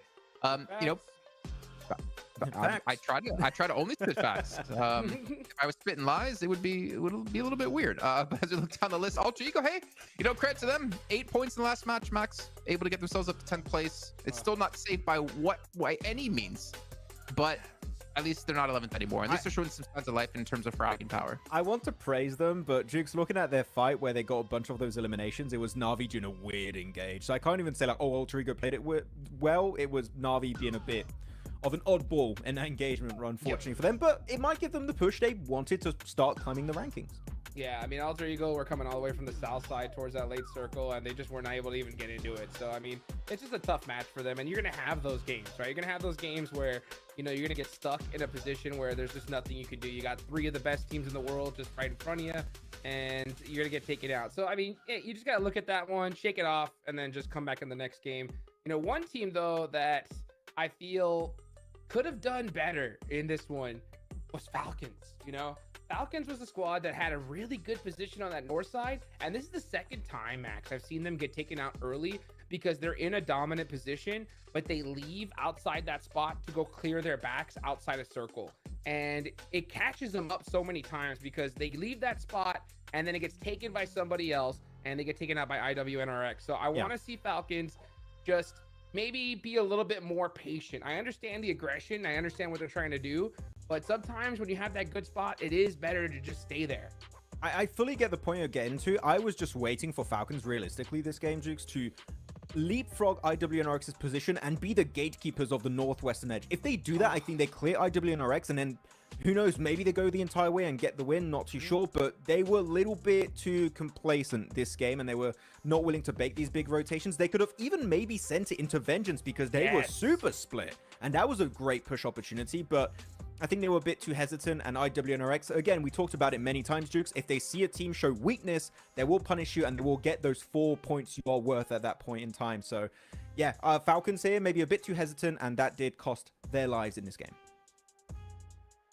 Okay, well, another player or team... Oh, I gotta stare him down. Hold on, I gotta stare him down. Same face, dude. There it is. He smiled. But obviously, SADIQ from I8, man, we talked about him a ton when it came to CSA, and we saw him there have, again, some pretty good impact. I think he finished off at 3 elims against Concilio, which I believe Virtus Pro was helping assist on too, he said, Max. But, SADIQ, for me, I think my big question was, how well is he going to play when he gets to the global stage? And I'm impressed. I'm really happy with his performance so far. Yeah, I would still have to say currently the best fragger in in Pakistan, for sure. It's undeniable at this point. Sure, some people might say Crypto, but I got to say, Phallic plays with his team compared to Crypto, and that's definitely helped him out a lot in the past. But even when he's solo, Jason, you don't want to, think you're going to get an easy elimination against him, because if he has nades in particular, I'm telling you, you're in for a really, really bad time. But he's able to just get a few extra placement points for his teams, clear Insidio, as we said, Jason, and again, staying relevant in the conversation. This guy could literally go so far globally, and I'm really excited to see how he's going to continue, but I'm happy he's getting points on board. He's doing great. It was really funny, Hotchix, he was saying, if Phallic has nades, you're in for a really, really bad time. And I was thinking, well, if IQ has nades and you're under the banner of I8, you're in for a really bad time. That's true. Team nades we've seen in the past, but obviously we're just kidding here. We're not trying to harass IQ at all, because they have been playing fantastic. But it comes down to the last match here. This is the last match of the day. It's the halfway point of the group, Hotchix, and I think this is the appropriate time for us to start getting worried about some of these teams. Yep, for sure. I mean, that's going to be everybody there at the bottom. I mean, it really is going to get to that do or die point. We saw a lot of teams at the bottom here in Group Yellow at this point, and they were not able to make it back. So I want to see a chicken dinner right here, right now, from these teams at the bottom. Well, let's find out. Head into the final Miramar of the day, the halfway point of the group. Let's go back to our commentators of Johnny A and Blanky B. Thank you very much, Jason. It's me, Jason, over here on the casting desk. Max is bald, and Infinix GT20 Pro. That's pretty much the summary of Jason. There you go. That's my impression. What do you think? Yeah, it was pretty good, but yeah, not sure how to proceed. Well, let's with proceed my with the whole flame ball. life. Let's go. Yeah, but we're heading over towards the northwest side. El Pozo, Puerto Vallarta, down towards the southeast side. Yeah, it's a last game of the day, last chance for some of our teams to get themselves into a position where they can be vying for that top spot coming into tomorrow, because I really do think that tomorrow is going to be the game changer. But yeah, for Tiamba, it's not, that game was not enough. It was a good chicken dinner, fair enough, great rotate at the start of the game, but kind of a lackluster finish from them. Hopefully looking for more, like they were saying back on the desk. Jukes is saying they want to see a big chicken dinner if you want to make a bid for the survival stages. Even over on the east side, Furia do have a bit of a hot drop. I'm not too sure who that's with, but it looks like Furia, they're eating the dirt right now because they have been put down. I think that's by IWNRX with a bit of knife action over on the east side, and we're going out that way with the circle too. IWNRX start with a big chunk of points to kick things off. Yeah, it's the same drop as before, where they found one Elim onto Furia. This time, instead of just sending one player, they send all four. So some mind games happening for the lads over on IWNRX. Just jumping on the bonnet here to see if they can get themselves as far as possible without having to get to, because this vehicle only holds two, but this is one way of doing it. You can fall off like that though, as you did see, but at least you get another player towards another vehicle and they can get moving. An unfortunate first vehicle to find as a 4-man drop, but hey ho, there you go. It's pretty rotten for Furia. They have pretty bad time, but they got Kayovsky. Come on, what can you do as a solo? I believe that he can carry on for at least the next minute, maybe minute and a half. Yeah, Chaos, he's not a bad player at all. He's actually a really good player. But for Furia, things have not been going their way. I think that last game was probably their best game so far out of the tournament. And even then, they were pretty much silent the entire game, all the way up until the ending. Here's our replay on that fight. It literally was just full-on melee action and then baited into the building to a micro Uzi. So very well played to IWNRX, and that is 3 points, which will set them on the first triple digit of the lobby of 100 points here in Group Red.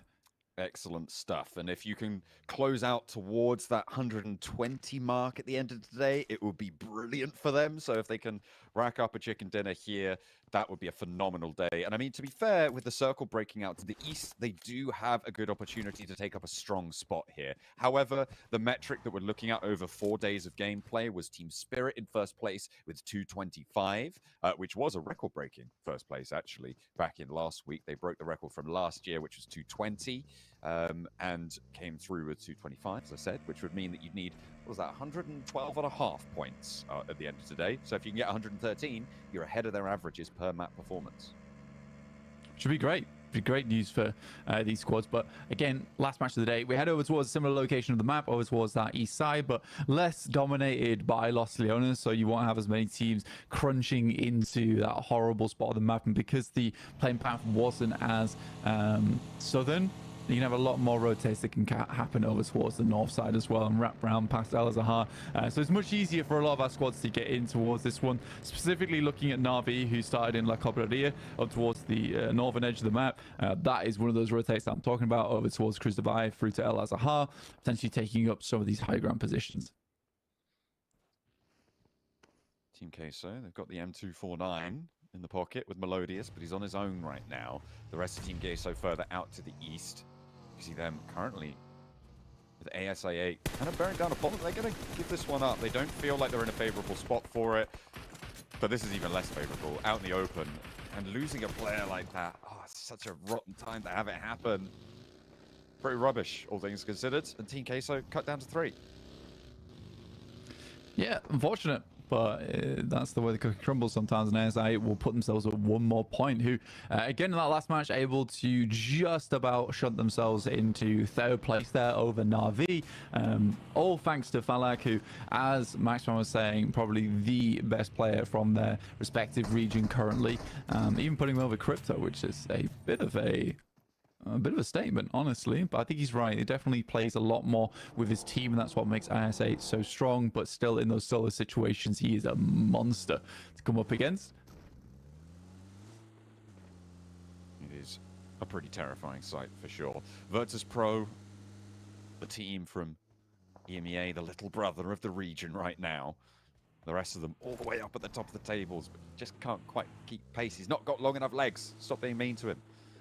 Stop picking on your little brother. But right now, the lobby is certainly picking on them. They have not been able to really have too much momentum gather at all, which is quite unfortunate. I mean, they have had some shine-through moments back in EMEA, but it's just not transferred on over. Alter Ego as well. They have... Today, I mean, they definitely did change up their play style, right? Like, it was definitely a good start to the day, finding really strong results. But it's just not being consistent enough to put them safe right now. They're on 57 points, but they've been flirting with that 11th place bubble for a long time now, and it's somewhere they just don't want to be. Yeah, it's a struggle as well with Virtus Pro, Gesso Roy, Team Queso, all being within just a few points of Alter Ego right now. Similarly to FaZe, though, being on 58. It's a scary position to be in from 8th place downwards. All these teams are so close to dropping out into those bottom 5. And again, not securing it going into the end of day 2, it just feels bad. It just feels bad with how close it is towards that 11th place bubble. Yeah, Karavsky, he decimates a vehicle, but we'll find another one. I think that was on purpose. I think he saw the new vehicle, maybe low on fuel on the buggy, and then put it into the dump truck because he knew other teams are going to rotate through here and might use the buggy as well. So he's taking it out of action, can't get it out of there, takes a new vehicle.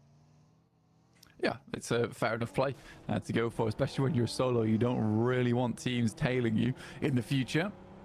It's TJP who've had a magnificent comeback over day 2 and the end of day 1. Tiamba now behind them, though, in 7th place with 62 points after that last game. And with another Eastern shift on the circle, it's another potential chance for Tiamba, who are currently tucked in over on the central side of the circle on that eastern edge of the coast. Yeah. I don't know if you caught that as well on the stats on the left-hand side for TJB. Long's no longer a lone outlier at the bottom of the tables. Definitely now leveled with the rest of the team, all of them sharing the load equally on TJB. So he has been pulling his weight today, which is great to see and could potentially be a big contributor to the TJB rise in performance, bringing that 4th player back into action, which is great stuff. But right now they're moving through Los Leones and have to push in towards the central glut of teams that have all pushed in towards that North Impala side. IHC, they're late out this one, back over towards Chumacera on the south side here. We're going hard up to the north. That is bad news for IHC. They still have a long, long way to go. This is a pretty mean shift, all things considered. Everybody on the north side of Impala doing okay, but there's a lot of ground that is unoccupied on the north. Yeah, and I'm curious to see where Na'Vi will cut in on this one, because I don't think we even see them on the map right now, but I think they're far on the northern side and will be cutting through back down through El Zahar, which would make a lot of sense to me. You can see them just coming through water treatment now. Enigma Galaxy also on that western side. Do start far on the northwest side, and it's been Eastern Shift after Eastern Shift. All the way up to that east coast. I mean, keeping El Azahar in this circle is pretty nutty. And teams are slowly being drawn up there by the gravitational field that is the circle. Enigma Galaxy exacting their toll onto Na'Vi as they try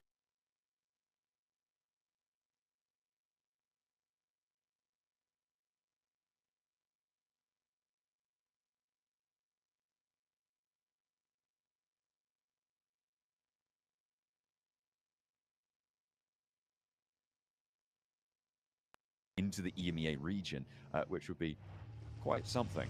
I would certainly be bragging about that, at least for the next week until they get decimated over in our last group.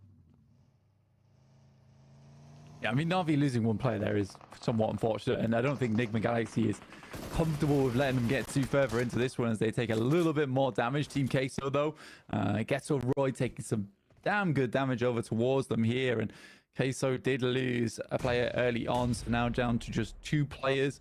They know they're not behind that crate now, so they should be on either side. So that's a good position where Ghetto Roy can start to isolate those positions. Alter Ego again losing a player. I was glad to see Tiamba move up because I was sort of curious of why they weren't moving as fast as I might have liked there, but they do take it slow. They grab the longhouse over on the northeast side. I don't think it's a bad position whatsoever. You can control the coastline very well from that spot. The start of Team Queso's day looked like it was going pretty well, but they've moved a little bit from sharp cheddar down to soft brie right now on the cheese rankings, and it's not been super healthy. Unfortunately for Ghetto Roy, they have missed one. They need to pick up the rest of the cheese board to take it down. Steps out for one, but they know he's in there now. And that should be an easy pickup for Carp. They can res protected in the container, and only one of Team Queso remains. Yeah, it gets to send away and try and maintain some of that point scoring, because right now they are in 12th place. They are in the bottom 5. It's not a good place to be, and they did drop. And it's just been a case of those points did not keep flowing through. They had a little bit of a performance upwind, and then that wind just came to a dead stillness over on the Team Queso camp, sadly. But waiting on our next circle, and it does shift over towards truck stop. So again, giving a lot of that high ground where Ghetto Roy is currently playing in play alongside IWNRX, who is slightly further down towards their southeast side. But for Na'Vi, they couldn't be happy with this one. It does make their cut in somewhat easier over towards the south side of El Azahar. Despite playing with 3 players, it is certainly a game that Na'Vi could potentially get back into the top 3 with. But I am still looking at ASI8, who honestly completely deserve to be in this top 3 at the moment. Yeah, they have had some really quite strong performances. I mean, you said it right at the start of the day. This felt like one of the best ASI8 performances in general. And I think they're just continually making smart decisions, even in difficult spots, right? That route out east from Los Leones, I think they took the best option out of a bunch of really bad options and couldn't quite make it through, which is unfortunate. But then Falak was able to piece together a pretty miraculous game out of the crumbs that were left. So great news to be able to salvage something like that. And it's continually part of that conversation is ASI8 are just there with some decent entries from that edge of the circle. Take a look at Falcons at the moment in truck stop. It's slightly lower ground than anything else, but it's going to keep them safe. It's going to keep that team safe, and a team that's chasing in 5th place right now up towards that top 3. And it would be a shame to see Falcons not head towards that top 3 and be part of the PMGC Grand Finals if they go down in survival stage, because they have been, as a team, synonymous with PMGC for such a long time now. So I'd be sad to not see them in that top 3, but I'm sure they could perform in survival stage just fine. There are limited spots over there for squads to get in with. IHC looking over towards Virtus Pro as they attempt to make their way in. They do lose one player and another goes down very low to 20%. And there is more targets to be dealt with in the future as Tiamba moves further down towards that south side. IWNRX as well chiming in over onto Virtus Pro, so having a handle on this fight from the east side of Truck Stop. Currently IWNRX with the high ground oversight onto all of it as well, so that southeast edge is very, very dangerous to move through, especially almost doubly so because it's IWNRX on that high ground.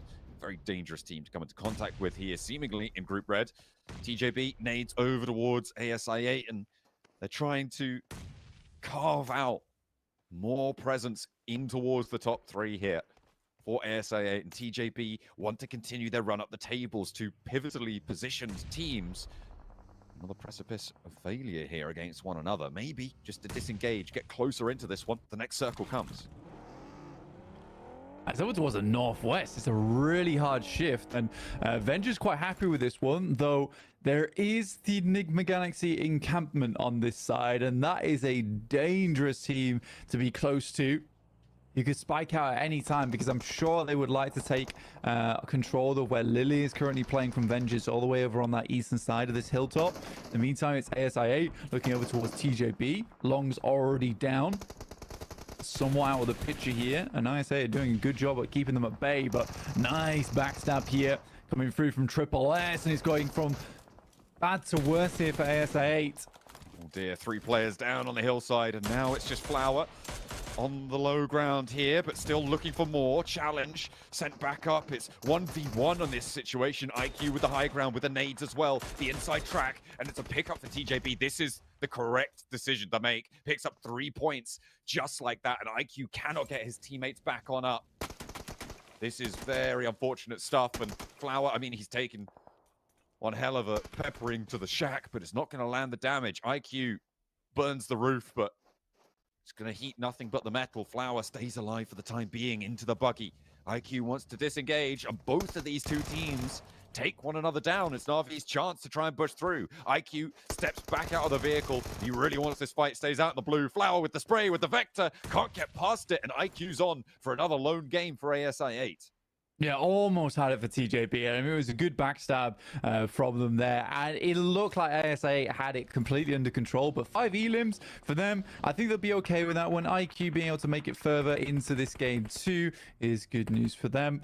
Kayovsky in the wings for Na'Vi on that north side. I don't know if they know where he is right now. There's Faye. He's up against Alter Ego. Again, a team that wants to put more points up, but right now with 0 elims and only 1 player left.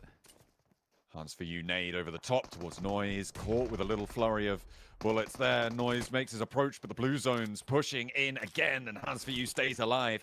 Incilio across the way. They want to try and suppress it, but no luck there. ASI8 with their lone player as well, still off in the distance, but he's not going to risk peeking over here when he knows there's sightlines from Mellor off in the distance. Incilio taking looks out this way as well.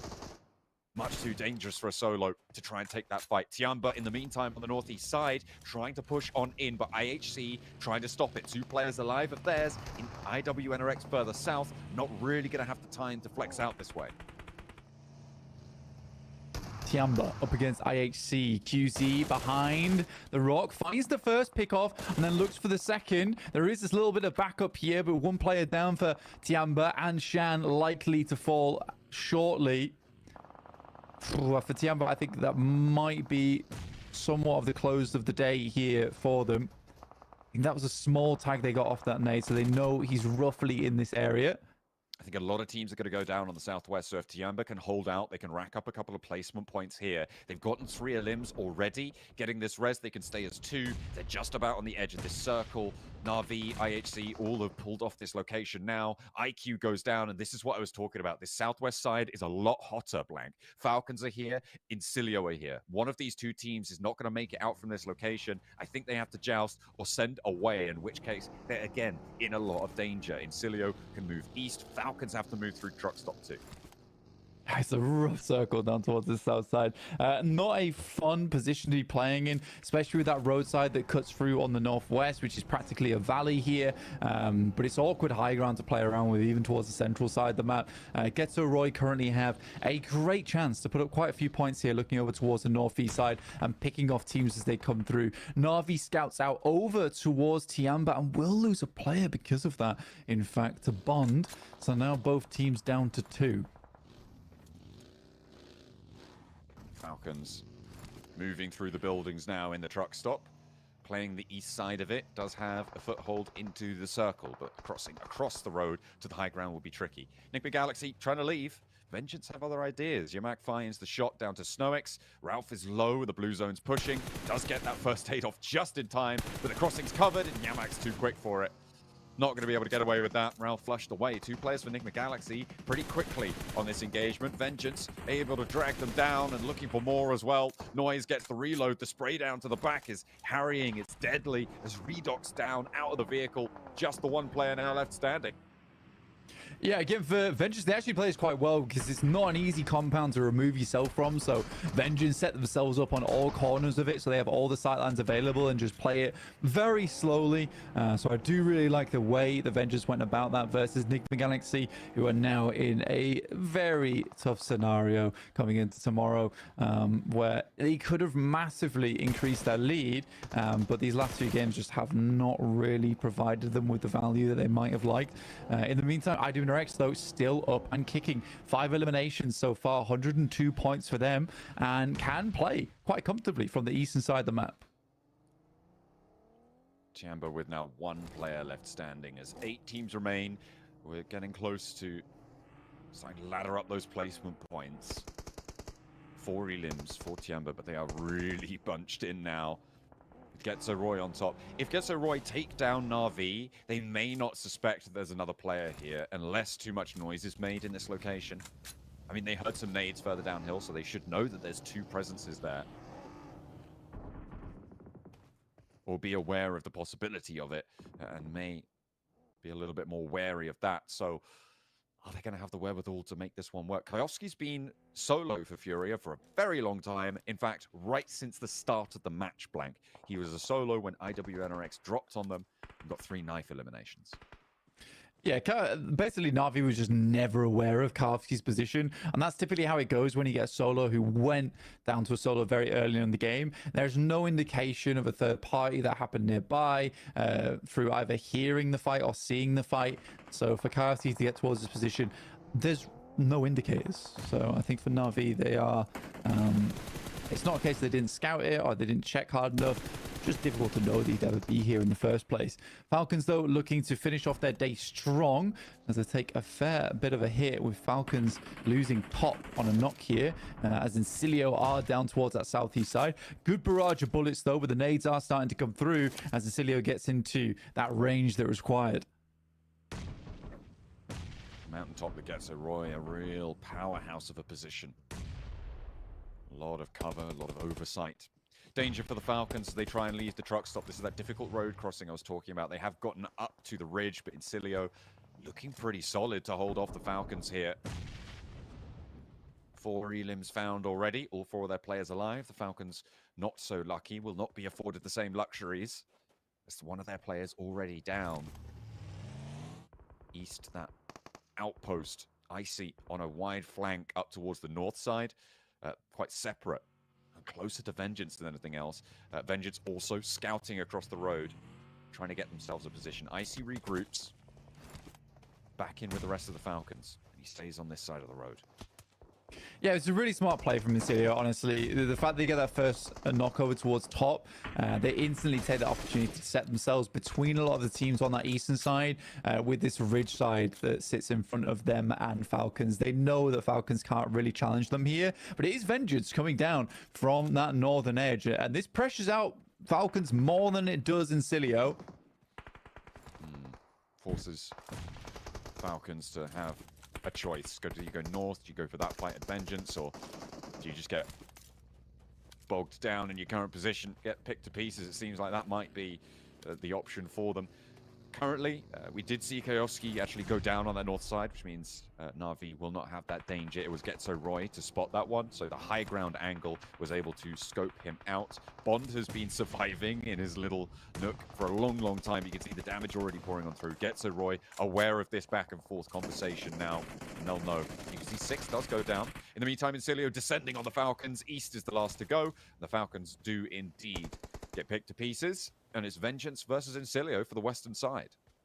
Yeah, frustrating game there for Falcons, because I think if they were a little bit more on the ball there and settled their forces up towards that ridgeline a little bit earlier, rather than have IC looking over towards that northern side, they might have been able to take a stronger fight. I think it's just because they were trying so hard to maintain control over the north and the south that I think it didn't even cross their mind to just take a full-on assault and just try and play out this ridgeline, which is fair enough from a team that has a lot of experience. You're trying to cover all corners of the map. Bond out in the circle. Na'Vi protected by the fact that they still have a little bit more time outside the blue, so it will be Honda to find that final player in Tiamba, and Flip gets to live for another day, technically getting himself a 5th place at least here in the top 5.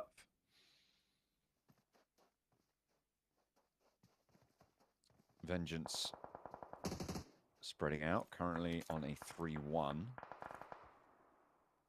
With Lily taking sightlines over towards Getso Roy. I mean, this high ground position for them has done very, very well. The question is, can they transition back down south? Because IWNRX, that danger, that threat. A lot of strong teams. I'm liking the dynamics of this one. Flip, very low. Not down just yet fully. A scrap between 4 full squads will be quite a way to close down the halfway point of this group. I mean, it feels kind of thematic for what's been happening so far in this group. Everybody's in this fight. Yeah, we got a lot of teams trying to get this one done, and it's nice to see that it's Vengeance in 14th, then our 9th place team, 7th place team, 4th place team, and 1st place team. So this is somewhat of an equalizer game towards the end of the day, especially because so many of our strong squads did go out quite early in both our last 2 matches. That breakaway doesn't seem as horrendous anymore. Flip zigzagging, gets back into position, and Porsche is forced off the angle by the blue. So Flip lives to tell the tale.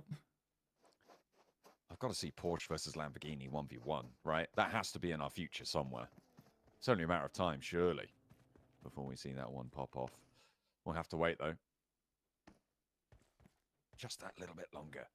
Na'Vi, last player to stand. 1 Elim. Trying to push ASIA out of the way, but they're on 85. A little bit off in the distance. But top 5, the placement point's going to help with that. 1 more Elim. Or maybe Incilio or IWNRX go down in this fight and you ladder up that way. Nades in hand. Westron launches towards Frozen. Immediately lands on the mark. That's a really difficult res as well. So a great start to this fight for Incilio. 4 players alive.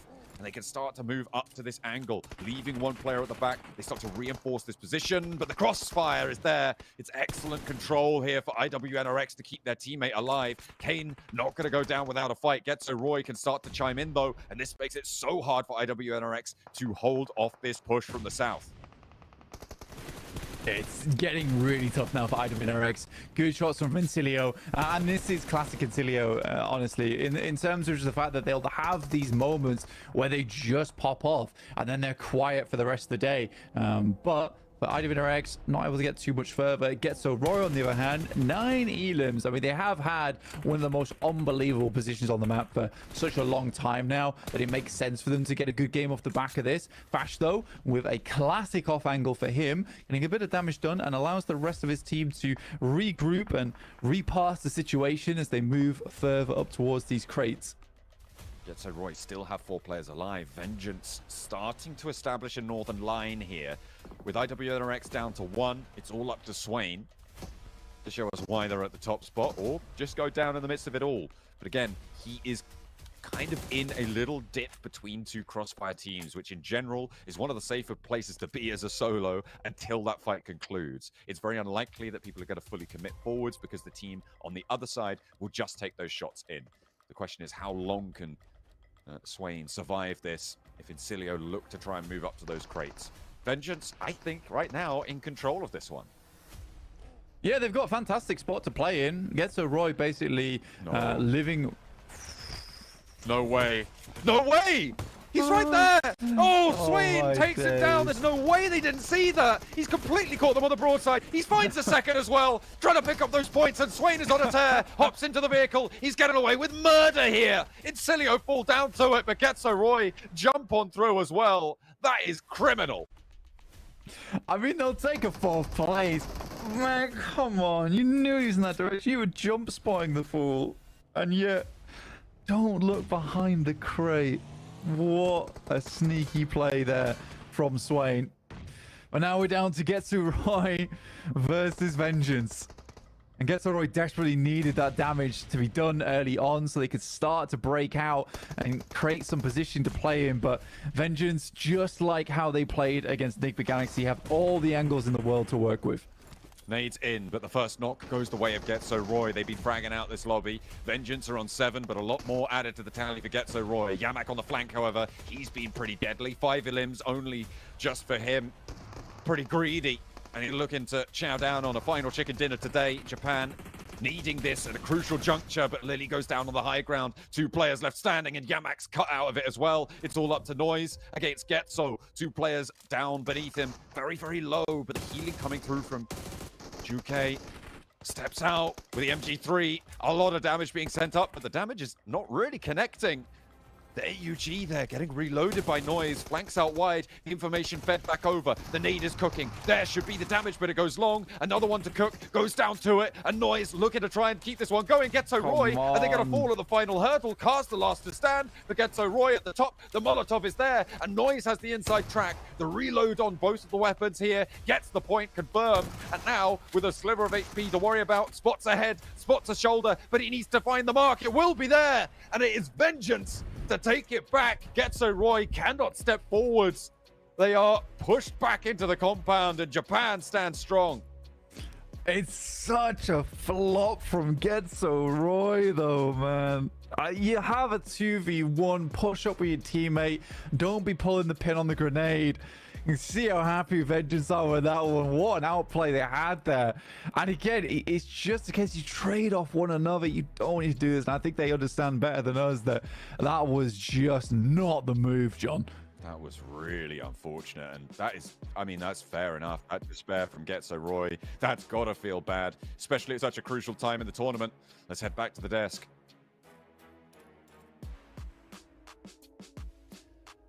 I don't know what I can say that doesn't tell that tells a better story than the faces of Getso Roy right now. 2-on-1 that they fluff and mess up, and Vengeance capitalizing off of that, win out in the 1v2 to save his team and to put a big, massive chicken dinner on this game for them, considering they were so low on the leaderboards. Max, I know you're angry. Let it out. Let's hear it. I don't even know where to start on this one. Vengeance should not have lost 3 players, in my opinion. That fight, there were some angles that were taken that were way too risky in the first place. And then you guys highlighted it during this game too, Jason, which is the 2v1 onto Noise, and they just send it one by one, and they just fumble what could have been an easy wrap-up to get that chicken dinner. I don't know, but this is the first game I feel like of this PMGC. I'm just like, I'm a little bit frustrated because there was a lot of mistakes for the wrap-up. But you know what, Vengeance at least get himself their first chicken dinner, so GG in that front. Oh, I mean, you did predict them to win. Goodness. I mean, I just felt there was like something weird in the ether, just saying, it's Vengeance time. It's going to be the win coming up. I didn't want to, but I felt like they were going to. And actually, before this game-winning play, Jason, they even got eliminations on Enigma Galaxy, which, if we're looking at right now, currently one of the top fragging teams alongside IWNRX. So maybe Vengeance are like, we are going to be aggressive now, and it's working out. Go ahead, Jukes. I interrupted you. Dude, I mean, oh my gosh, thank goodness he switched to the AUG right there at that last second, Yes. because he got busted with that DBS, and he's so lucky because we've seen more times than not. Oh, let's look at this real quick though. Look at that. IWNRX always putting points on the board no matter what the situation was. But man, that was so close to the end. I wish you guys could have heard Max's reaction because he was like, Vengeance, what are you doing? Well, Jukes, it was so... if we were going to hear Max's reactions, we needed a lot of these. That's correct. That's correct. Highly correct here. This last game was crazy, man. It was really slow at the start. I think teams have definitely recognized the position they're in when it comes to the leaderboards, because we're seeing a lot of patience from these squads just trying to get to end game, put some points on the board, and then boom, right towards the end, it was just chaos, which is what I love to see. I can't wait for these next 2 days. Yeah, I'm just waiting for the replays to show the play of Swain onto Incilio. That was madness. They don't spot him out. The bait crate Behind the crate. And he's just looking up here. It's clearly like putting the focus on Getzeroy onto approaching that warehouse. And then, yeah, just playing a little bit of a game of hide and seek, and you just have Swain waiting in the wings to... I'm waiting. It's going to come up on the replays here, and it was just madness. He was not spotted out, Jukes. How the hell did that happen? I don't know.